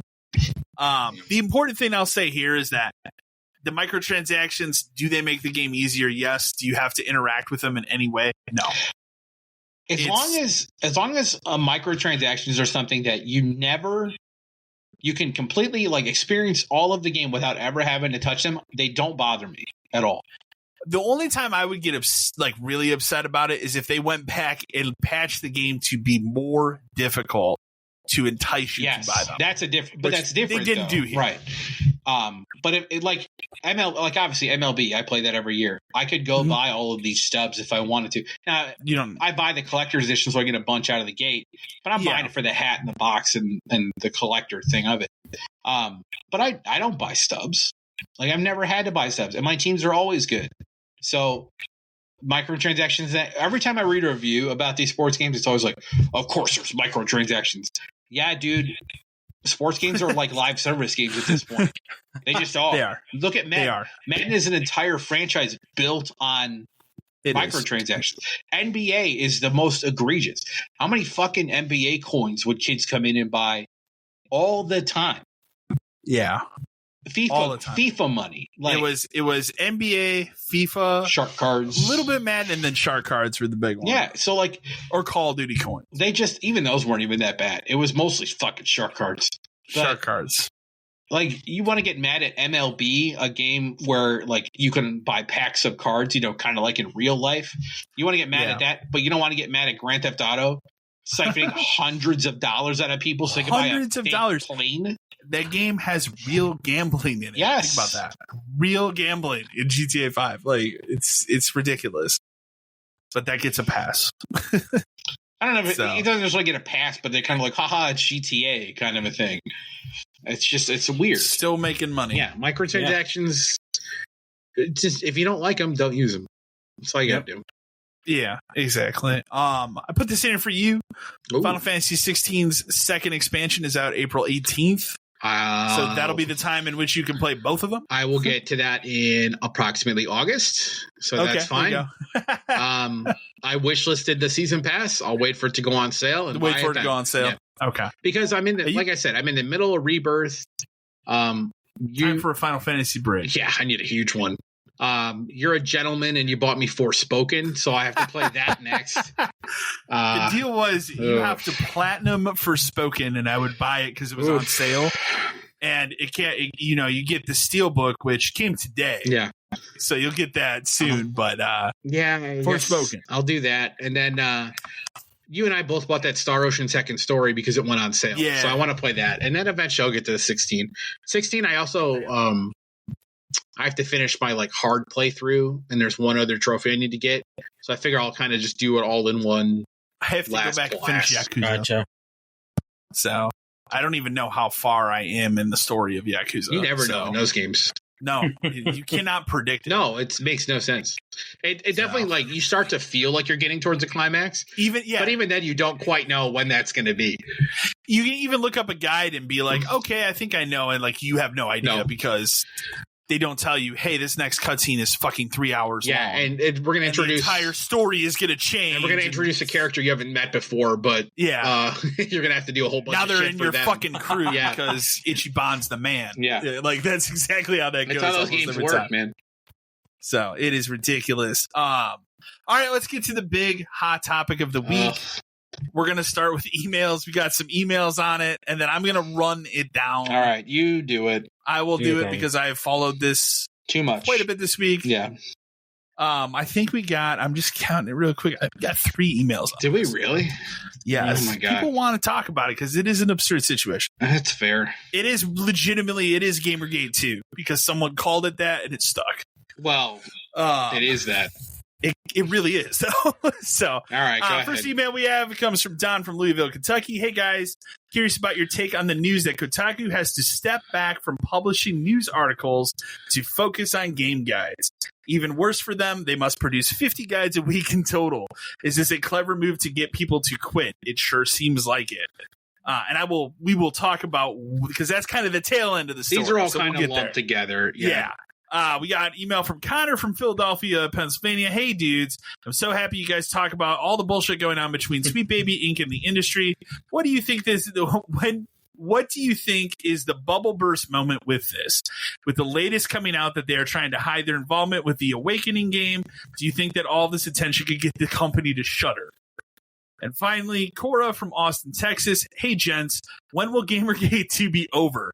This shit has really blown up in a huge way, and it's interesting to see larger outlets like IGN finally acknowledge it. But, of course, anytime they post anything related to this, the comments are turned off. I also saw Kyle's video regarding the terrible Resident Evil 5 article and have to say great job. It's nice to see someone put it correct out there for these weirdos. So, yes, the Kotaku thing, Gamergate 2, let me run it down because I know the full story. I've watched enough content on it this week between various YouTubes. So if you don't know the story and you're living under a rock, I can explain it. So this all started, obviously, we had talked about it on the podcast like last fall. Like out of the blue, it just kind of came out one day like, hey, this DEI company has touched a lot of games in the last 5 years. It was a small thing at that point, too. It was like, a small, hey, check out this company that exists. It's a little weird, but whatever. Yeah. And again, it's important to note that this is not the only one of these companies. There's like 10 of them. There's more than you video think. games. Yeah. This just happens to be probably the biggest one right now. So anyways, that happened. A Brazilian man who goes online by the online handle named Cabrutus. All this man did was he created a Steam curation list that's called Sweet Baby Detective. And all this list does, it tells you what game Sweet Baby has worked on Steam. That's all it does. Now, obviously, the intentions for making this are for people that maybe don't want to play those games because they don't like Sweet Baby, whatever. But It's important to know, all this man did was he made a list. That's it. Steam group at that time had about maybe 5,000 people, not very big. Somebody who works for Sweet Baby, not the main person, different employee, discovered this, went out on Twitter, had a fucking tirade, and went off about how we need to hold Valve accountable for harassing communities on Steam. They wanted to have this, not only this community and this curation list shut down and deleted, they also went as far as to want this man's Steam account to be deleted so he can lose access to all of his games. Like, they went that far. That's crazy as hell. Is insane. And then, of course, all these tweets got privated, but it's the internet, so everybody fucking has this shit. Like, it's everywhere because nothing's ever lost on the internet, as you know. So that happens. Whatever. A normal company at this point would be silent and go underground, right? Like, normally you'd say, okay, we need to quiet this. Take a break. Talk about take it. A break. Think about it. And then make an official statement about it, kind of thing, right? Instead, the head person of this company decides, I'm going to go to Kotaku and I'm going to have them write an article about the harassment campaign that our company is receiving, which, again, it's important to note, there's no harassment campaign. There kind of is now because people started it. Yeah. Yeah. There was not, but there is now because there's always going to be those people. Intensified it. Yeah. Because there's always people that are going to look to do it. Yes. So Kotaku publishes an article that, of course, is not accurate because it does not tell the entire story. And it paints this as just, this is 100% a harassment campaign. All these people are evil that are doing this, whatever, blah, blah, blah, blah, blah. That goes on. This thing fucking explodes to the point now that as of today, as we're recording, that Steam group is the 4th largest on Steam. It has over 300,000 people. That's a lot of people. Like that. It's also important to note that the Kotaku writer that wrote this article went into that Discord and then tried to get people to out themselves. Yeah, that's a mistake. Which is fucking stupid and not actual journalism. That's just being an idiot. That's gotcha journalism. But that was the first. So that piece was posted, whatever. The whole point of that was to paint this in this, GamerGate 2 picture. It didn't work. Why? So then this head lady goes, all right, I'll go to another website and have them write a different hit piece. So another one is written, I believe it was on GameDeveloper.com, which is associated with GDC. Yeah. This guy not only writes another article basically saying the same stuff, but he goes as far as to post it on Twitter and then call out both Steam. So he calls out Valve and he calls out Discord about how we should be shutting down these communities and stuff. And like, this is harassment, whatever. That article has not worked. So it is blown up so much. And that's where we kind of get to the end of it today. Whereas yesterday, the editor-in-chief of Kotaku, which I thought I put the article in here. Yeah, I did. This comes to us from gamesindustry.biz. So pretty neutral website. There's not really going to be any kind of bias one way or another here. Kotaku editor-in-chief exits due to parent company's new guide directive. So the editor-in-chief, Jen Glennon, this is not the person that wrote the article, but this is the person that signed off on posting the article. She has resigned because the parent company, G/O Media, maintained that their website is going to change directive from posting news articles to game guides.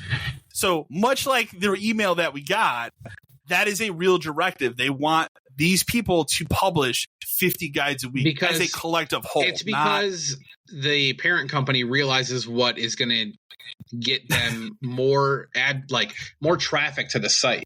People are looking for Rebirth guides, and they want them to come up on that.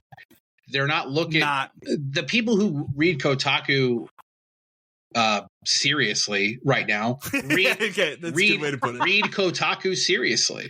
You and I read it as almost a satire website at this point. It's like a parody of itself. It goes so deep into certain things. It reminds me of that when we post this stuff on all the time called like hard news or whatever. Yeah. Oh, like that's what it reminds me of. Yeah, hard drive. Okay. But that's what it reminds me of. The thing is real. The people who already read it. I don't think it's drawing in new people. It's not. Unless it's under a bad circumstance like this what's happening now. Yes. But that also brings in the wrong people who aren't going to stay. So, but people want guides. People want tips and tricks and codes and how to do all this stuff. And running a website is about clicks and getting SEO and being at the top of the list for everything. Ad revenue. Mm-hmm. That's how they're going to make this thing last. Like that company also just sold Deadspin, which is like their sports branch. Yeah, isn't it going to turn into a gambling thing? Deadspin's getting basically fucking nuked. Okay. It's odd because it's still running right now. But the people who bought it basically said, "Fuck this site, it's gone." So, do you think this is actually the beginning of the end for Kotaku, or do you think that this is just a smokescreen for a couple weeks, just to calm the situation down? I don't think it's going to end. I think people will still find their way there, and I think those kind of articles will still exist there. The thing is all these people who quit or got fired because they aren't going to do the job their boss wants them to do anymore. Because they don't own the company, someone else does. Imagine going to your boss and saying, "I'm not going to do that," when the boss tells you something new. Like that's like anybody else. Your boss comes in and says, "Hey, we're shifting focuses. We need to do this." Well, I'm not going to do that because that's not what we did before. Does that work in real life? No, it doesn't. Sometimes. Come on. No. Come on. No, but that's not how it works. You don't own the company. You're not the one responsible for everything. But all these people are going to do is leave and form their own little whiny blog site and run it from there.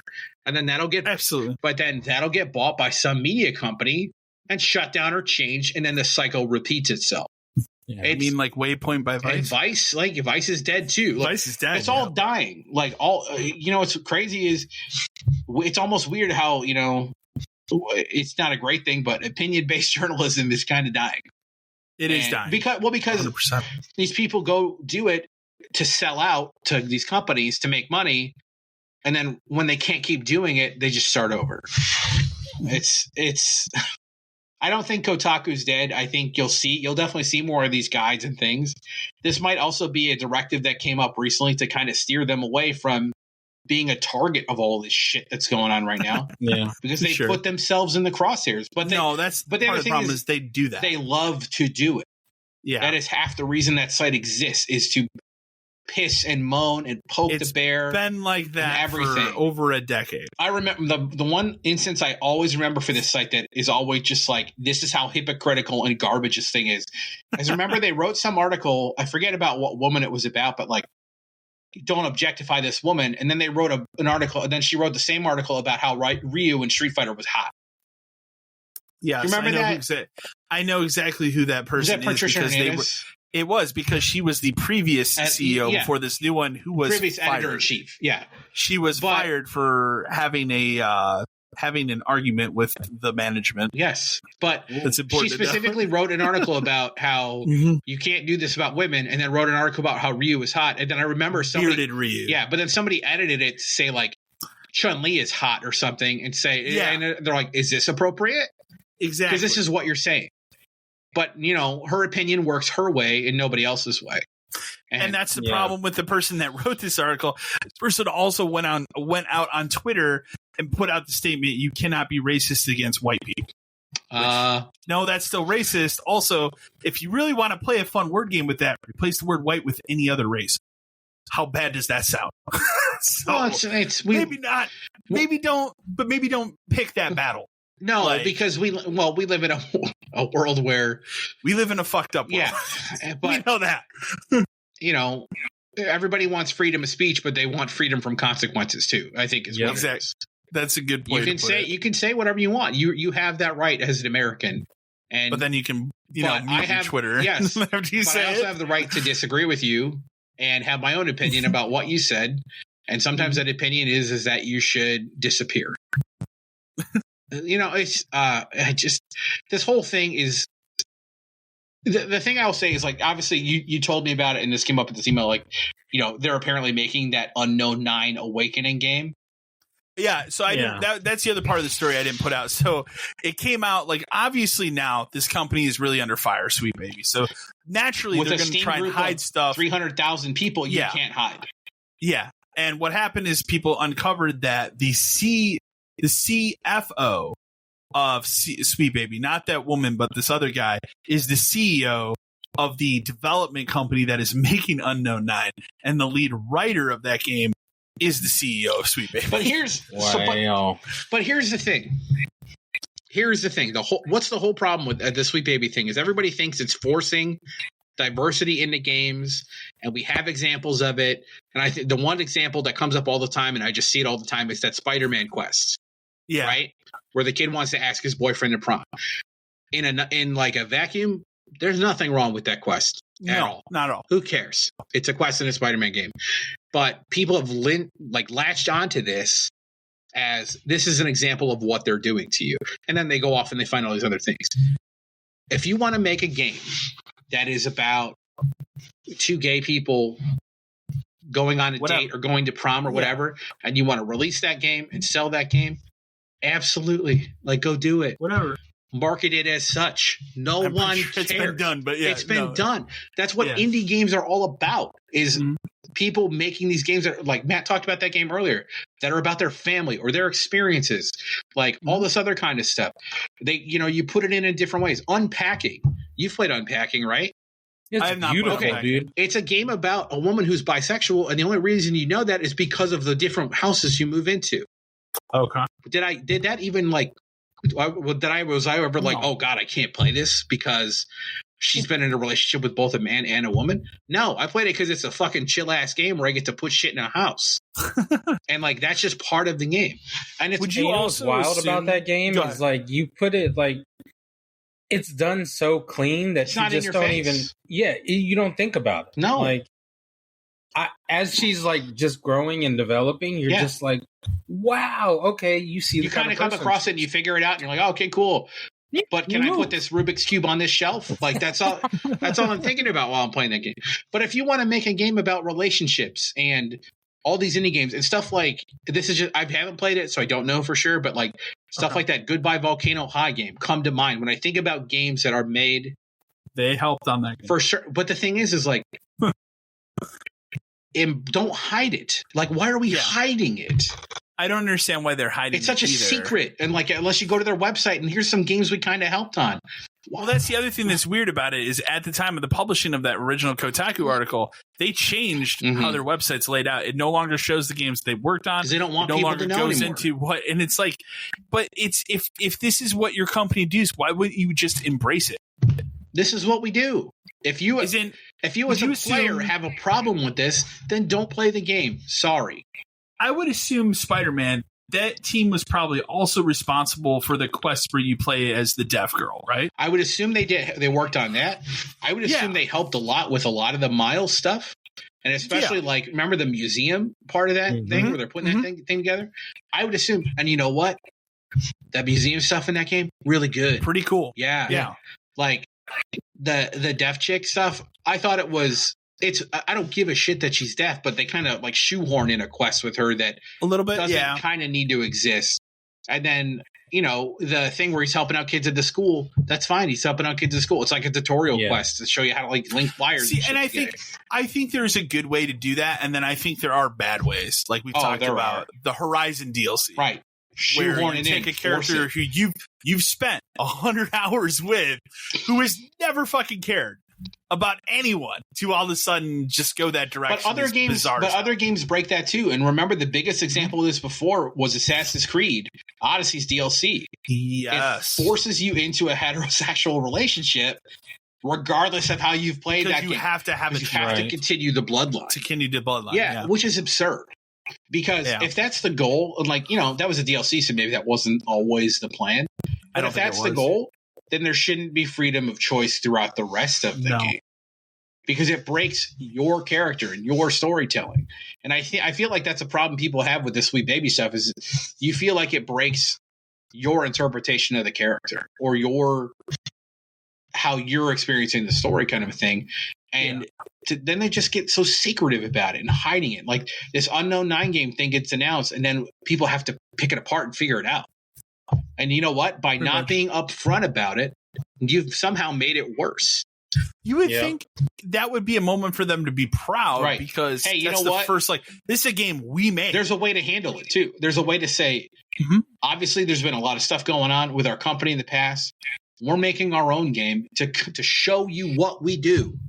Yeah. Isn't that the argument right there? This is going to show. My only argument against that game is that it has terrible fucking names. Well, it's awful name. But Unknown 9. There's a lot of terrible names. And just quick aside, I told you right away that 1943 Rise of Hydra. Oh my God. Terrible name. Awful name. We didn't even talk about terrible that. Name. That game looks cool. Terrible name. Terrible name. But you would think that they could have said there's been a lot of misconception about what our company does, because they keep trying to say that, but they won't actively explain outside of their little buzzword thing on their site about what they do. It's ridiculous. There's a lot of misconception about what we do. We're making our own game. It's called Unknown 9, The Awakening, Reborn, Remastered, Deluxe, whatever the fuck it's called. And be like, this is what we do. We'd like you to experience it. We'll show you some more of it. We hope you'll check it out. There's a way to handle this. But instead, because of everything that went on, they hid it. And then they left it for these guys to find it, and letting them find it is far worse. 300,000 people. 300,000 people are actively against your company. That's the other thing I put out. Like a lot of the other game that a lot of people like to throw under the bus as the Sweet Baby effect is Suicide Squad. Suicide Squad was a bad game, whether they were involved in it or not. It was a mess anyway. They didn't have the original idea to make that game what it was. I would be interested to know specifically what they did. Yeah. And I think that's another way to get out from underneath this on their end, is to be like, look, you want to know what we did in Spider-Man? Fine. Here's what we did. Yeah. We did this, and this. And then, you know what? I bet would happen if they made a list of stuff they did. You wouldn't even know that was some of the stuff they did. Absolutely. Or you'd be like, oh, they did that part? That's something I liked. Yeah. Oh no. But everything's a secret. Everything's a war. Everything's a fight. We have to go to GDC and go out and scream about it. The scream? Are you talking about the scream? Yeah. Like, I know you saw that. Like, come on. Is this I saw a video of it. Is this a game developers conference or is this a protest about your customers? It's pretty bad. Who do you make games for at this point? If you're one of these people, are you making them for people to buy and enjoy and see your stories? Or are you making them for yourselves and telling everybody who plays it to go fuck off? Because that really kind of seems what the argument is right now. Yeah, exactly. They bitch about all these people are getting let go. And like we talked about, firings and stuff are terrible, but there's a lot of stuff that goes into you getting fired. It goes like when your game makes $500 or you spent $200 million to make nothing. Yes, people will need to get fired. But if you're purposely making a game for yourself and your friends and the other people in your industry, it's not going to make any money. Yeah. My God, I want this to be over. And I think, to be fair, I think we're actually kind of getting close to it being over. I think we are. Yeah. I think if you see them, if they stop talking, it will end, but it's going to end bad for them. What they need to do is, honestly, what's weird is this company needs to hire like a PR firm and get them to come in and fix their I'm sure they have the money. Yeah. Look at the games they've worked on. It's just they have handled this completely. And there's always going to be internet trolls. There's always going to be people who are pissed to be pissed, or it's the internet. Yeah, the internet's a shitty place, and we all know it. Our greatest and worst fucking invention. Yeah. Final news article I put in here just because it's late breaking news. It is possible Grand Theft Auto 6 could be delayed until 2026. I should have a PS5 by then. There you go. You and I joked about it. This isn't even. It's not that it's possible. It's probably true. Yeah. It's got to be true. I don't think they're ready for that game. This game is going to be nuts. I think a lot of that trailer was just to put it out there to shut people up. Yeah. Especially after leaks and stuff like, hey, you know what? Here it is. We are making it. Now we're going to go work on it. Well, and the good part about that being a shut up trailer was it was long enough. Because you get the Bethesda fuck ups of here's a title card. Yeah. Don't do that.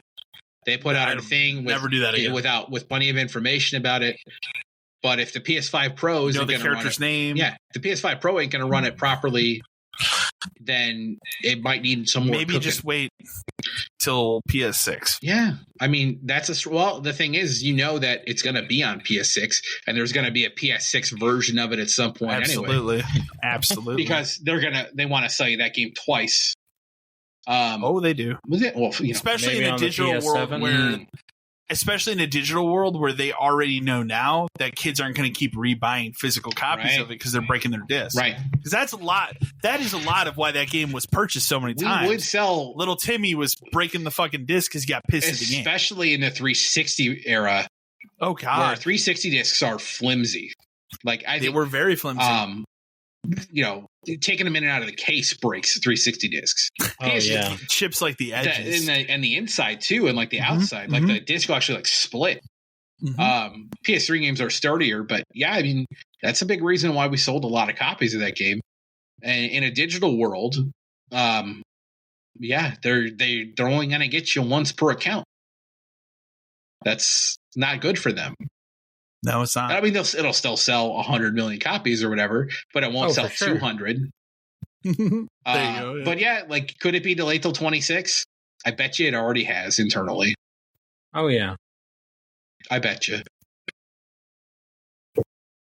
Well, why don't we kick over? You and I, Dan, have seen the big hot movie release of this week. I will say before we start, how much, because you're going to see it tomorrow? Yes. Ghostbusters? Tomorrow. Okay. How much do you want to know, or how much do you want us to skirt around? Can I say something first? Go ahead. Go for it. I bet you could guess most of this movie right now. I kind of can, to be honest with you. But the trailers gave away almost everything in terms of like what could be a surprise. Yeah, we'll dance around it. We'll dance around it. I would say you can do whatever you really want. You could honestly explain the whole story to me. I'm still going to go tomorrow and enjoy it because it doesn't matter. And I think a Ghostbusters movie is, like I said, you know how it ends already. Mm-hmm. So, but we'll dance around some of the stuff. But I mean, I told you for me, it was a 7 out of 10. It's not. It's slightly under Afterlife. I decided on a 6.5 after I left. Okay. So yeah, we're right. That's fair too. Yeah. That's fair too. For me, its biggest it has two like major issues. The issue number one, it spends a very long time building up who that villain is, who actually is a pretty cool villain. Could have been a lot on paper. Yeah, it was very cool, and then scary. It goes the Dune 2 route of all this time building something up to just spend maybe 15 minutes of the last part of it going through it.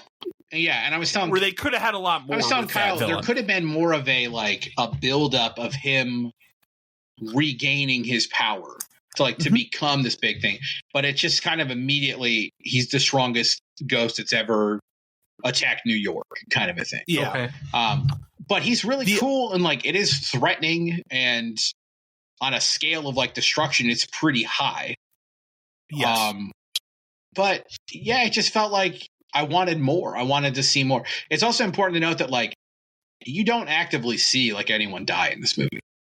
No. Okay. No, yeah. Even people that are implied to die, you don't see the act. Right. It's just implied. There's people get frozen and broken, so it's not a violent movie by any means. It's on the level of a Pirates movie. It's not your kid. Okay. If you have a kid, they'll be fine. Yeah, if they've seen a Ghostbusters movie before, they're perfectly fine. If they've seen the 84 one, they'll be fine with They're perfectly fine. They're going to be fine. Well, I mean, I'm intending.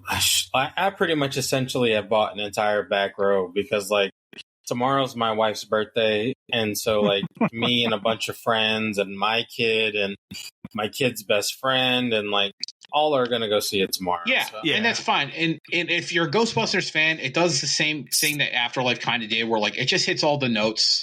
Yeah, you get all your Ghostbusters stuff. Movie. It's a good thing. I bought the proton or the Ghost Trap popcorn bucket. I was telling Kyle hooked me up, but when we went to the theater, I wanted to get the cup with the Slimer topper on it because I wanted to get the topper for my kid, and I was like, is that a soda cup? Can I just get the soda cup? And the girl had no idea what the fuck I was talking about, even though it was sitting on the top of the pop machine next to her. And I was like, that one right there. And then she kind of pounds the screen for a little bit, and then she finally says, "Oh, it's a combo. You have to get the popcorn bucket." I'm like, forget it. I just want the fucking Slimer topper. We got done with that movie, and my girlfriend went and bought, and Dan had to leave, and she didn't know this. She went to the bathroom, and I went out to the car, and she went and she texted me, and she's like, "Well, I got that stuff," and I'm like, "Dan's already gone." And she bought 2 drinks and 2 buckets. I have these huge, collector tin Ghostbusters buckets just full of popcorn that we came home and ate half of it. And then I have, I'll give you the Slimer man. And then I have the other one that's really cool here. I like that one too. Logo. That's really good. Cool. And that was, you are right. It's not the sphere trap. It's the actual trap. That's the 4th Okay, one. I figured, yeah. The other big, glaring issue with this movie is, again, obviously you know this because you've seen the trailers, so it's not a surprise that, yes, the original Ghostbusters are in this movie. It's time to divorce that. We're still, the whole point of Afterlife, which I liked more than this one, is that we're bringing the old Ghostbusters back. We're bringing in new ones, kind of a passing of the torch of the Ghostbusters. And then they set it up with Winston's going to fund the team at the end. Great. That's a great way to move forward. But then we just fall straight back into it. Yeah. They're both Ray and Venkman are both back. And of course they are. Winston makes sense that he's back because he's in charge of everything. But then they shoehorn in the podcast kid who's lied to his parents and he's in New York instead. And then they brought the other girl from it's we're kind of forcing all these characters. If you're someone that's a fan of the kid from Stranger Things, he's only in this movie like maybe 3 or 4 scenes. Yeah, like it really reduced his role. The other thing I did not like about this movie is there's a bunch of different like subplots that are not there to move the story forward. Like we talked a lot about like I won't say any more other than like her and the ghost. There's a whole subplot with like her and this ghost, the main girl and the ghost. But he has a subplot with Slimer, which is like 2 scenes and maybe 3. Only serves as a way to show you that Slimer lives in the house. Yeah, I don't get it. Yeah. Like it's weird. Yeah, it's weird. It's just it's unnecessary. Yeah. Well, the other thing too, I'll say is like at least in story wise, like there is obviously a reason why Ernie Hudson is there. Sure, there is a reason why Dan Aykroyd's character is there. But Venkman, Bill Murray, almost no reason.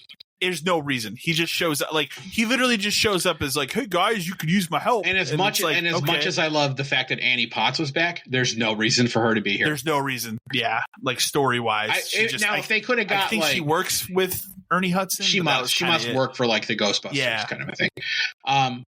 Yeah, I mean, overall, like it's fine. It's funny at parts, but it never is like the same level of humor I would expect from a Ghostbusters.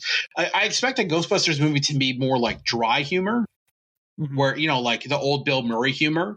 This tries to go for like Paul Rudd straight up jokes kind of a thing. And a lot of his stuff hits. Pretty well. Some of it doesn't. And a lot of it comes from like Finn Wolfhard's character just being A, annoying, and B, not there. I'm an adult. I'm 18. I'm an adult. He like whines about being an adult. It's just, it's odd. And, you know, Phoebe, her character is still super pissy, even though she's the smartest person alive and a fucking Ghostbuster. She's just upset all the time. There's a big part of her story involving her having to be sidelined. Right. And that deals with a lot. That goes into the whole storyline with that Chris lady too. But they do a great job of like, Kumail Nanjiani is great in it.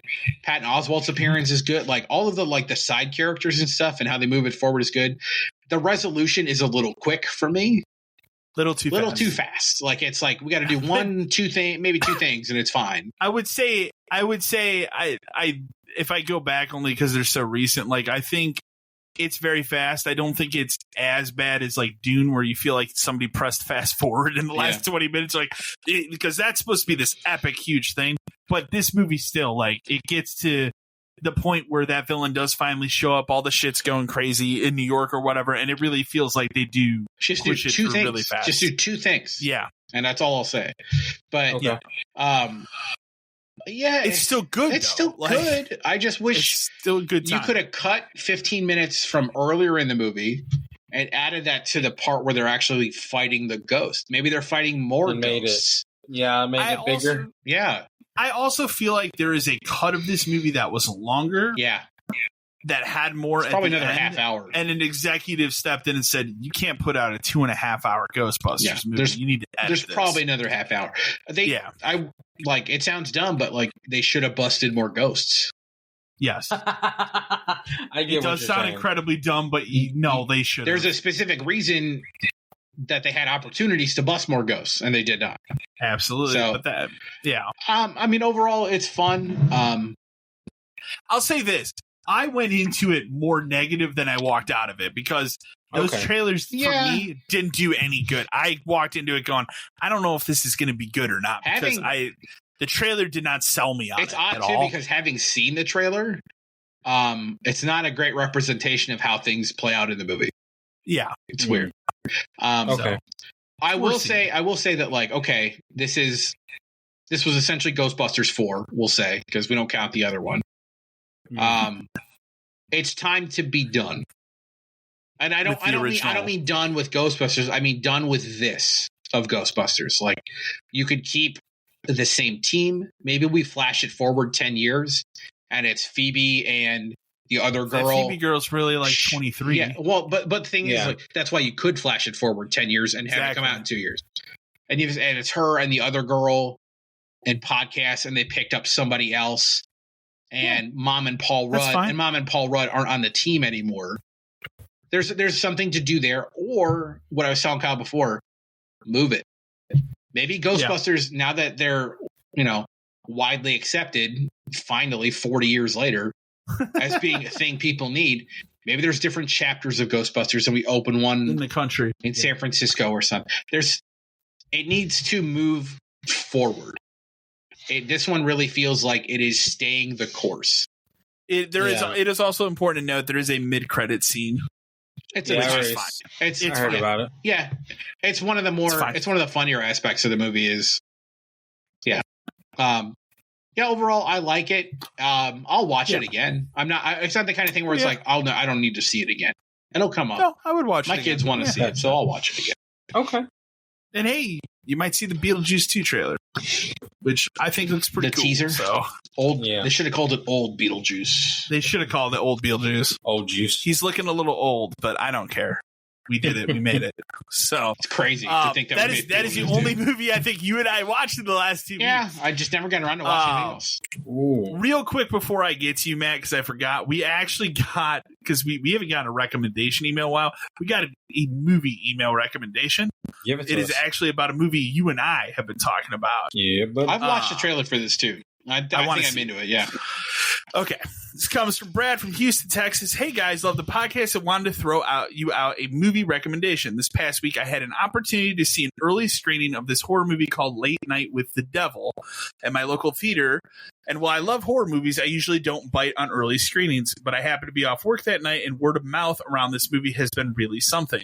I have to say, I walked out floored at how good it is. This is a great throwback to 70s and early 80s horror in a found footage type way, but it uses that genre in a new and interesting way. I have to say, if you plan on seeing it, and I hope you do, go into it as blind as possible because it really goes some places. So you and I have been talking about it all week. Yeah. I want to see this one really bad. I know it's going to be out on, they've already said because it's a Shudder movie, it's going to be out, I think, April 19th digitally. And then the other big movie of the week that I also really want to see is Immaculate with Sydney Sweeney. I've actually heard that movie also, for a horror movie, it's gotten really good reviews. So it's a weird time we live in where horror movies are getting good reviews again. But go ahead, Matt. What have you've watched more than Dan and I this week? So I kicked it off with Sound of Freedom. I know you talked about it a while back. I have to great movie you only need to watch once. You really don't. It's not anything too crazy. I know the story is kind of exaggerated based off of the information I've gotten of it, but it felt more like a movie and less like an actual story. If you can understand where I'm going, I can see that. So I didn't go in thinking it was going to be a documentary type thing of any sort. I just went in thinking, let me just watch this and see what it's about. But it's not bad. Jim Caviezel does a great job. He does. I enjoyed it. I'm glad it hits on a topic that is, again, widespread. It is something that everybody should be aware of. Child exploitation. It's everywhere. And it's just crazy at the fact that, people are still kind of blind-eyed to it and they just don't follow what's actually happening. Good movie. I don't need to watch it. Like, it doesn't need to be something that's regularly around, but it is a solid movie. It's a good one to watch once and you know the story, but it's an important movie, I think, to watch. Yeah. I also jumped into an old Samuel Jackson movie. Okay. Unthinkable. I don't know if it sounds familiar. I think it came out in 2018 or 2010. I can't remember off the top of my head. But he plays a CIA. 2010. He plays a CIA agent, but his job is to interrogate people and find information. I remember it. It is a pretty... So I was on TikTok and I saw a scene from the movie, which made me deep dive to find out what it was. And then I found out it's on Netflix. And it was really good. I don't know her name, but the girl who plays... in the Matrix, not Neo, but the girl... Carrie Ann Moss. Thank you, yes. She's in it. she's like an FBI agent who stumbles across this guy who talks about he's placed 3 bombs in U.S. cities and he'll detonate them if he doesn't get what he wants. They catch him. Sam's point is to figure out where he's hid them, and it becomes a really intense movie at some of the stuff that actually happens. I would give it a solid 7. It was good. Sam did a really great job. Carrie does a good job at portraying like empathy to this person. And it's kind of weird because, you know, like they're setting up the fact that Jackson's character is to find out where these bombs are because it's on American soil. And we're trying not to lose people in America. However, Carrie is finding empathy because what Jackson is doing is unlawful to human beings.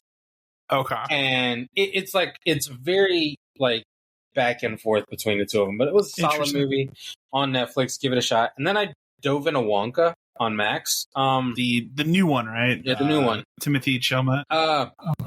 I thought it was fantastic.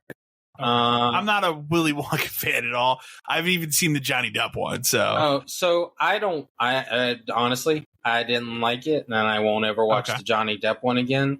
Okay. The Gene Wilder one is fantastic still to this day. I've seen bits and pieces of it, the original. I will say, if you're going into this Wonka movie, go into it with a blank slate because it kind of shows how Wonka got to the point of where he got to. Okay. It's like a whole prequel for him. It actually makes him feel more like a human being and less like a magician. And that guy, he's convincing Gene Wilder type. Yeah. I mean, he plays a really solid Gene Wilder. Yeah, he plays a really solid role. The whole story was really good. There's only one aspect of it that I really kind of threw me for a confusing loop, and it's the fact that they put Slugworth in the movie. Okay. Because he's a big deal. However, it's weird because so Wonka kind of grows a relationship with this orphan girl. By the end of the movie, you find out that Slugworth is the reason this girl is an orphan because she's like his niece. Okay. But so the town figures out that Slugworth is a bad guy, and they essentially arrest him and put him away. So how is he still making candy in the? That's exactly my point. Like, that's a little weird. Why is Slugworth? So the only thing I can think of is they wanted to put Slugworth in so that they could put the two of them together. Rivalry of it, yeah, exactly. So aside from that, the whole movie was really good. Like the music in it was solid. If you're a music kid like I am, you'll enjoy it. Like it. I thought it was better than what I went in thinking it was going to be. Okay. So it's pretty good. If you got it, give it a shot. It is important to note that I do not like musicals.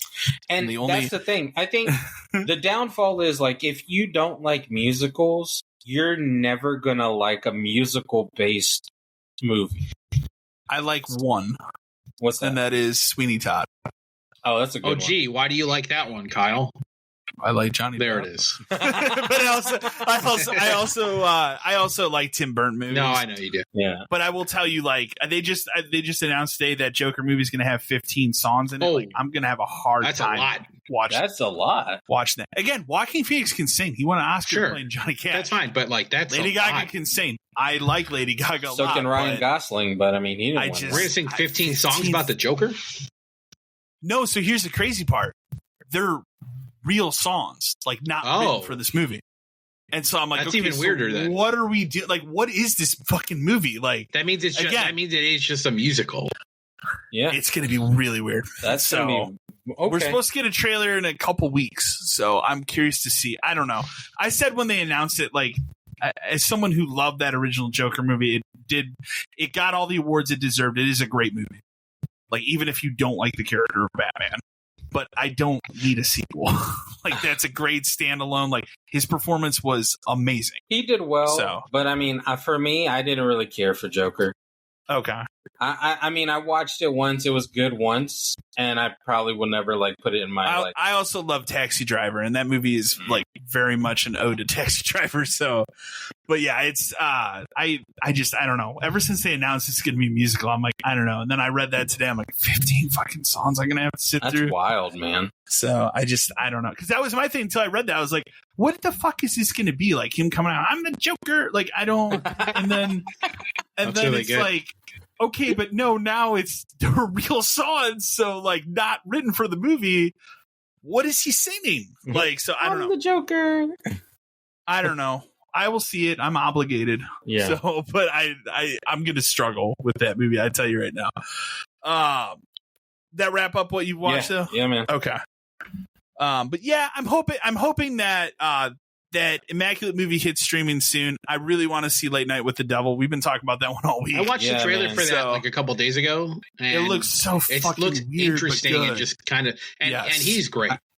I like the that way dude is really good. Yes. So it looks like a really cool movie. Yeah, I'm down for all of those. Even The Omen, I saw the trailer for that, and it's piqued my interest. I'm not going to say like my problem with the Omen movie is it looks too similar to that Sydney Sweeney movie, and it comes out like a week later, and it's like we should have separated these. Yeah, probably. So just a little bit, but I will. I mean, I will watch the first Omen when it's up as well. So. I've actually sat on this weekend of like asking my buddy, like, do we just go see this Immaculate movie? Do we just do it? Let's do it, man. So, because we're not seeing Kong and Godzilla, so we're not doing it. I told him no. So, we can jump into the rest of the emails we do have. We're going to start with a redacted email. So you know what that means. It comes from Mike. Mm-hmm. Hey all, first time writing in. Just found out my store will be closing at the end of this month. I kind of knew it was coming and I had started looking for a new job. Main reason is our lease is up and the price of the rent is going up quite a bit.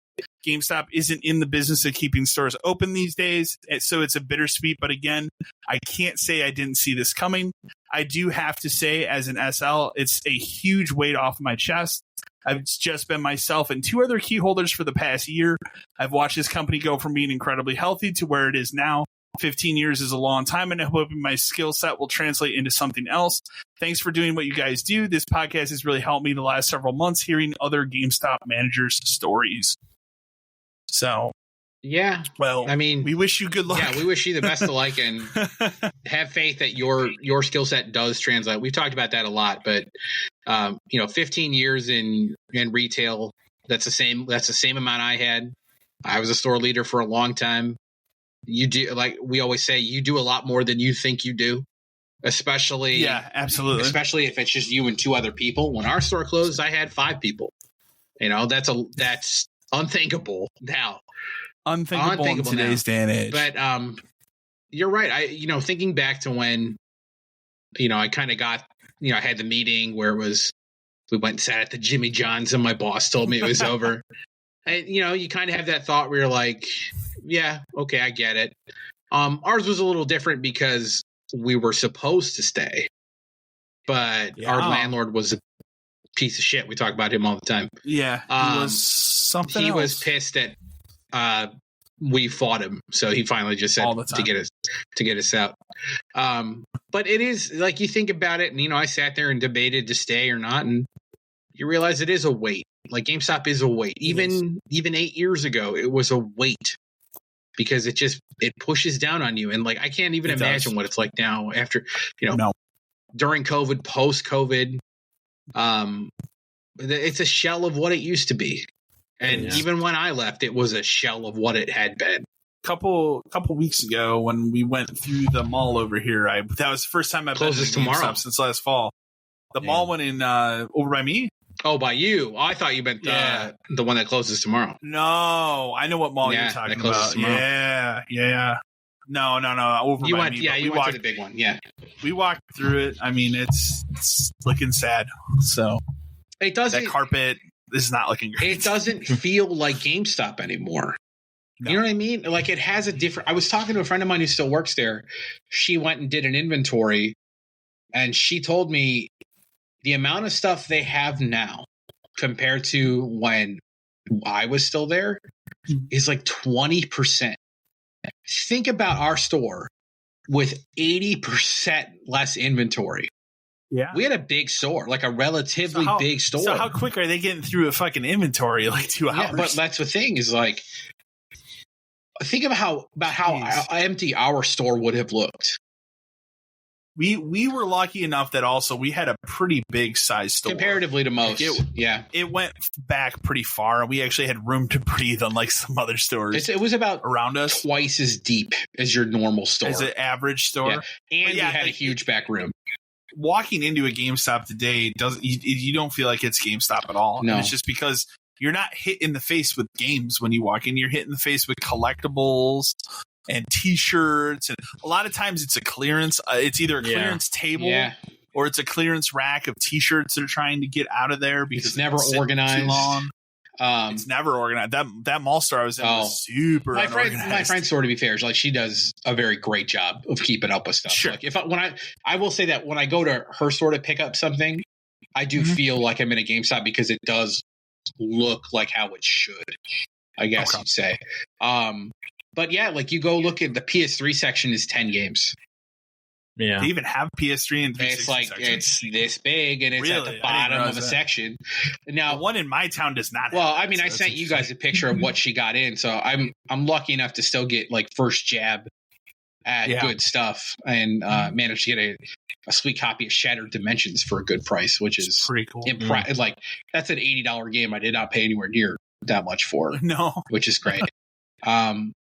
Yeah, it's GameStops are just weird, but it is a weight off your chest, and I'm gonna assume that since he's been there for so long, that his pay is not as good as some recent people, because the structure always worked where your raises were never as good as somebody coming in.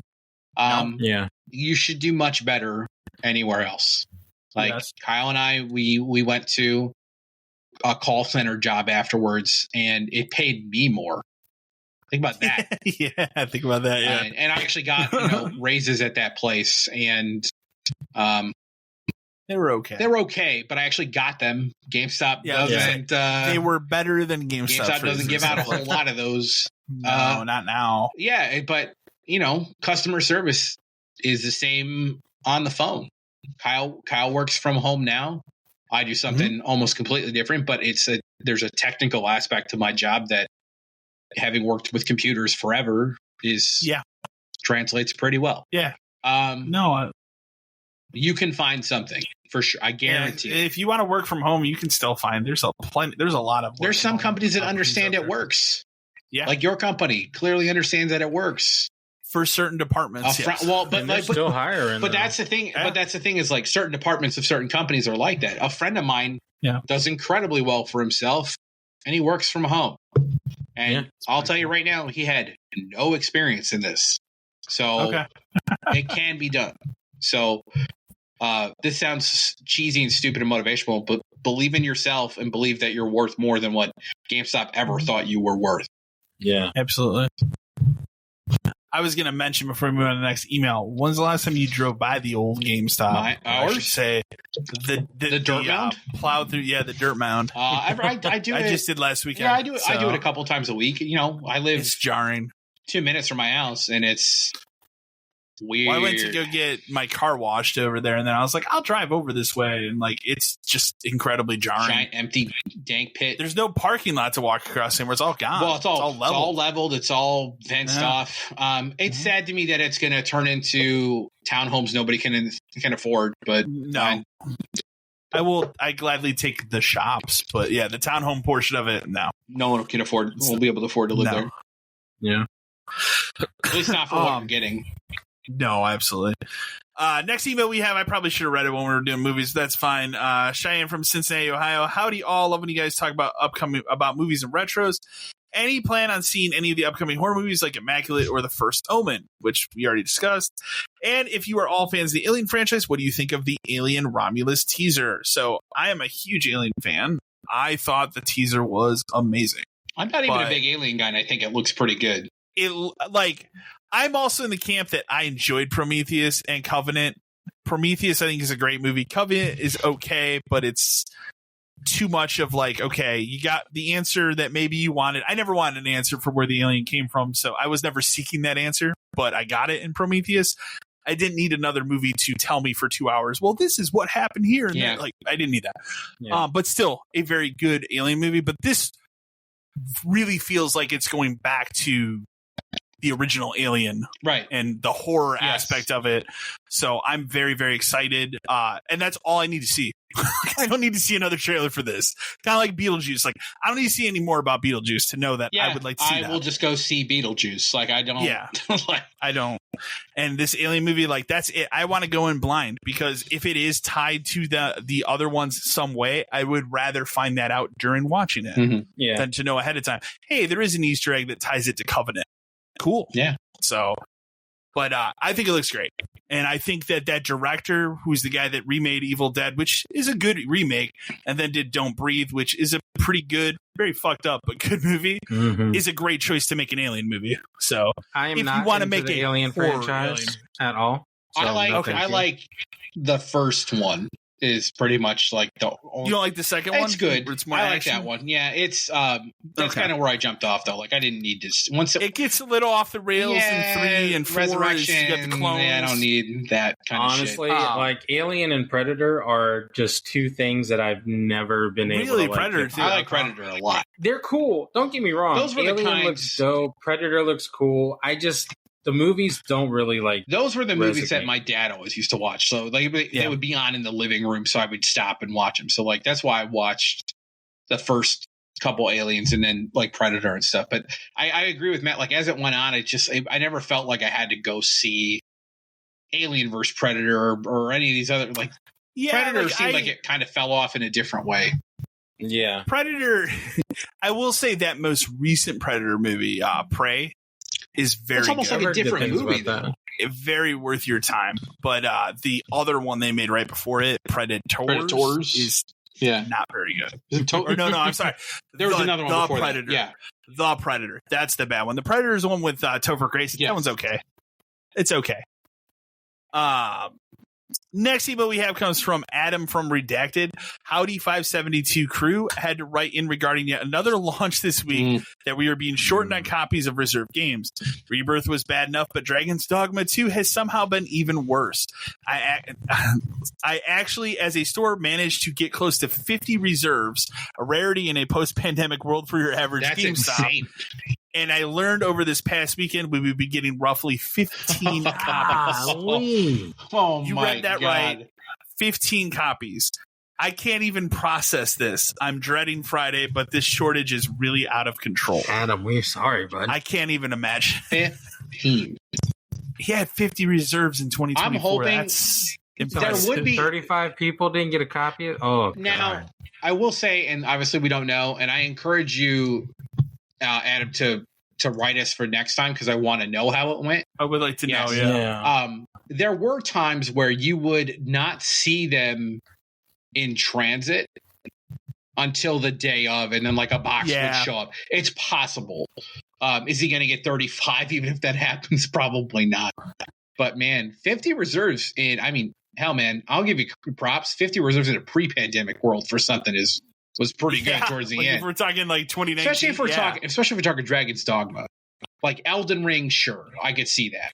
Grand Theft Auto, you should be hitting triple digits easy. People were really excited for Dragon's Dogma too, though, and I think a lot of it is people look at it and go, "Oh, it's like Elden Ring." That's fine, but do you think they were excited enough to have 50 people reserve it at one GameStop? No, yeah, I would never have guessed that. No, certain games for sure, like GTA, you should hit a triple digits pretty easy. What if GameStop is still around when that comes out? Well, at this point, maybe not. I don't know. Man, I'm praying he got. Now, here's the thing about he had 50 reserves. Maybe probably between two systems, sure, but maybe 40 of those people actually show up. Yeah, you're always going to have that. There's always like 10 to 20% of people that don't there's always like 10 to 20% of people that don't come get it right away. And there's always like 10% of people who just never fucking come back. Even if you call them, it's like they're dead. So I'm praying he got a box that day of like 20 more. Because I feel like if you could at least get to 35, you could probably survive without that big of a hit. Yeah. But man, oh man, that is... It never got that bad. It would be bad sometimes. It was never that bad. Never, no. And it's a long enough. It's longer ago than sometimes I think it is because I still have, Vietnam level flashbacks working there sometimes. But oof. Our final email this week also comes from Redacted. This is a good one. You'll like this one. This is nuts. Grant. Howdy, bros. I have to say I love the podcast, and it's been a constant source of enjoyment and entertainment for me over the last year since I discovered it. The reason I'm writing in today is to vent on GameStop for many reasons. I'm just so fucking tired of people treating us like we are things we are not. For example, we are not the following. Number 1, a daycare center for us to babysit your snotty children. That's true. Number 2, tech support for your everyday fuck-ups. Very true. Number 3, support for your console of choice, be it Xbox, PlayStation, or Nintendo. Every day. Number 4, this is my personal favorite, an actual fucking pawn shop. All the time. And number 5, industry insiders who have an uncle that works for Nintendo. Oh my God. Which, boy, they would sure think you would know insider They thought stuff. we do everything. They did. They did, for sure. And a lot of times you have to tell them, like, if we find out about something like a reserve or something, it's usually about 5 minutes before you find out. Maybe. So, I'm just so fucking tired of people coming in constantly with these mindsets, man. I'm here to sell you fucking video games, maybe collectible from a game or pop culture thing you like. That's it. I just can't stand it anymore. I'll be fair, your podcast has given me the courage to look to get out. I've been knocking out some interviews lately, so as soon as I can land something, I'm out. Thanks again for reading my rant. Well, we definitely feel you on that because all of these everything that you hit on, yes, all the time, 100%. I think I've told it before, but in terms of like a daycare center for us to babysit your snotty children, when I worked at Game Crazy, essentially the same thing. We were inside a Hollywood Video. Parents would drop their kids off. We were also in walking distance from a movie theater. So teenage idiots would go see a movie and walk on over and fuck my store up. We were next to a tanning place for a long time. And one woman in particular would drop her kid off when he was like 8 or 9. Well, she went tanning. And this would happen like every week. This one was orange, by the way. And it finally got to a point where I had to tell her, you cannot drop him off here while you go tanning. I am not responsible for your child when he's in here. And then she tried to make some arguments like, no, if you do it again, I'll have to call the police. Yeah. And, not that I necessarily would have to call the police, but test me. Let's see if I do it. I just but I'm not responsible for your kids. Like, luckily our GameStop was not in an area where, especially towards the end, where you would consider dropping your kids off. We did run into a thing towards the end where we were next to a karate studio, and you'd get some kids once in a while from that. They were like waiting for karate or waiting at the peak of the trampoline death center before the 800 ambulances that came into that place over the course of a couple of years. In the beginning, like on a Friday night, bad. Get some kids coming in. There was pretty bad. That would do it. Yeah. When we had the Big Lots next door, there was actually a reason for people to come over there. They would come in. The karate stuff I never really felt like was a problem because it was more like kids were waiting for class to start or class had just ended, or it was like a family who were coming in together. And a lot of times they would buy stuff with the kid. Yeah. Like I never had problems with them. The trampoline place was the only like real downside.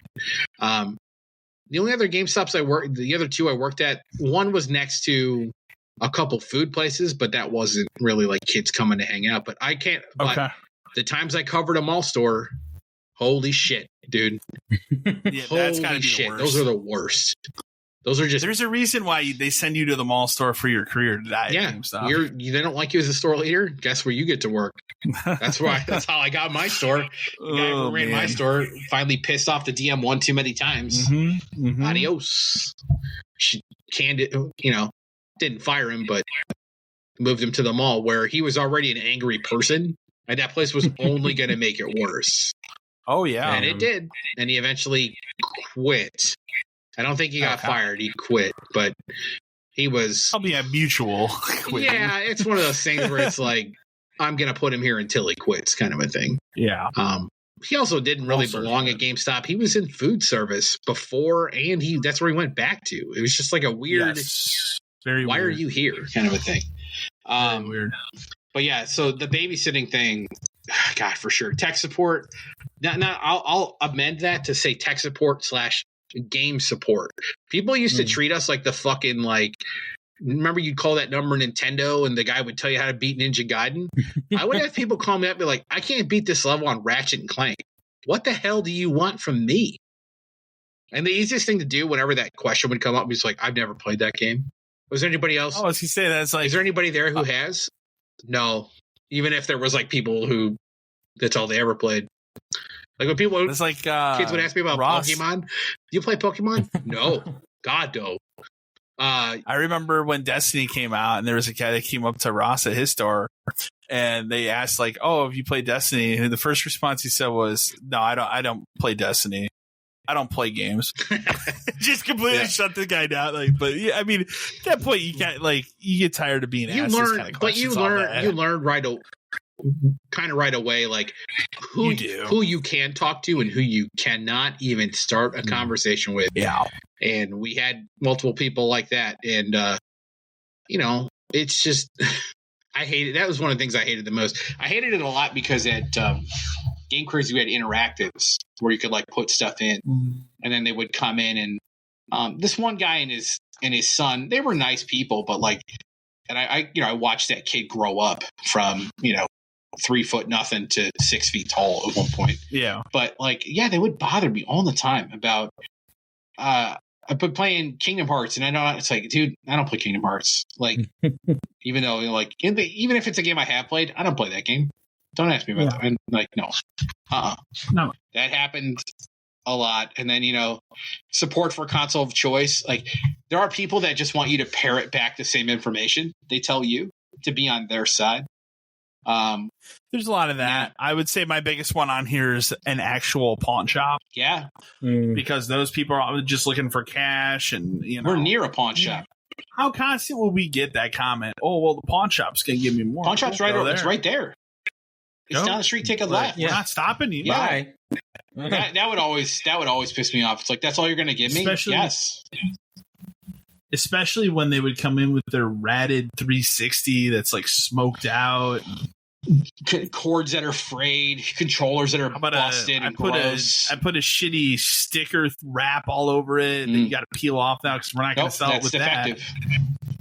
that. Yeah, that's where it became that's defective. Well, why is it defective? Because someone has to peel off this sticker that says 420 on it. It's defective because no one will buy this in the current condition. That's what I had to start telling people. Well, it works fine. No one will buy this in the current condition. And you know what, man? The pawn shop, I'll be straight with you. They probably don't test shit. You're probably better off bringing it there. They're not going to test your 360 to make sure that when it stands up, the tray still opens. Mm-hmm. How many, the pawn shop that is in town there? Yeah. How many DSs and 3DSs do you think that they have that have parents that are locked and shut? Minimum 50%. That was the first thing we checked. Yeah. Sorry, cannot take. Oh, do you know what this? Because that also was a good barometer for seeing, okay, is this really this person's, or are they just Xboxes? And then you get the fumble. We're like, what especially when it got to phones and that kind of stuff. Until they got us that little tester box, phones were a nightmare. Yeah. And then you'd always get that report. You set back 3 phones that are locked. It's because A, you didn't train anybody how to do this. And B, sometimes even when you erase the phone, it'll seem like it's normal. And then it's not. Because iPhones were a shit show back when we started taking them back. They were, yeah. Until we got that box. That was a big one. And then I do laugh at the, uncle who works at Nintendo. Yeah, man, I learned about this 5 minutes ago. And it's only because I checked my phone while I was at work. Yeah. You think now the thing is do the GameStop corporate people know more? Absolutely. They have to know things before they happen. And especially E3 days when things are going to turn on and things are going to get put in the system. Oh yeah. They know well before we do. We don't. They pretend like they're telling us in real time. Remember when they would do that when GSO had that thing where it's like, we're going to update this throughout the day. Just tell us all at this jump. You know everything. Yeah. You know all of it. Why do you need to update it all day? Just post. Like, I will know faster by pulling out my phone than waiting for GSO to load up. I'll go faster by on this dial-up watching internet E3 on my phone on the counter. Or the tablet. Because our tablet wasn't good for anything else. No. We watched a lot of E3 conferences on that tablet. I know we say it all the time, like our tablet barely worked, and that is true. But even when it did work, nah, man, it's just not working today. Oh, yeah. I hated using that thing. Tablet was the dumbest thing in the world because they promised us the world with that thing, and it never worked. Make a cart and send it to the register. I guess that kind of makes sense if this were a business that had 50 employees and 150 customers in the store at once. If I'm the only person here and they're the only customer, why don't I just do it at the register? Who is walking that customer around the store with a tablet going, oh, you want to buy this today and that today? No. That's not how it works. Not at a GameStop. Yeah. So, insane. One of the dumbest initiatives they ever did was that stupid fucking tablet. You know they spent a mint on that because they had to send one of those to every custom app that never worked. They had to upgrade the Wi-Fi in most stores. They never did ours, and that's why ours never worked. Ours was always running off some ghetto fucking Comcast hookup. But anyways, as always, send your emails and recommendations into podcast572@gmail.com. Otherwise, we're going to wrap it up, and we will see you again in another 2 weeks for another edition of the podcast. Thank you for listening. Thank you, everyone. Be safe.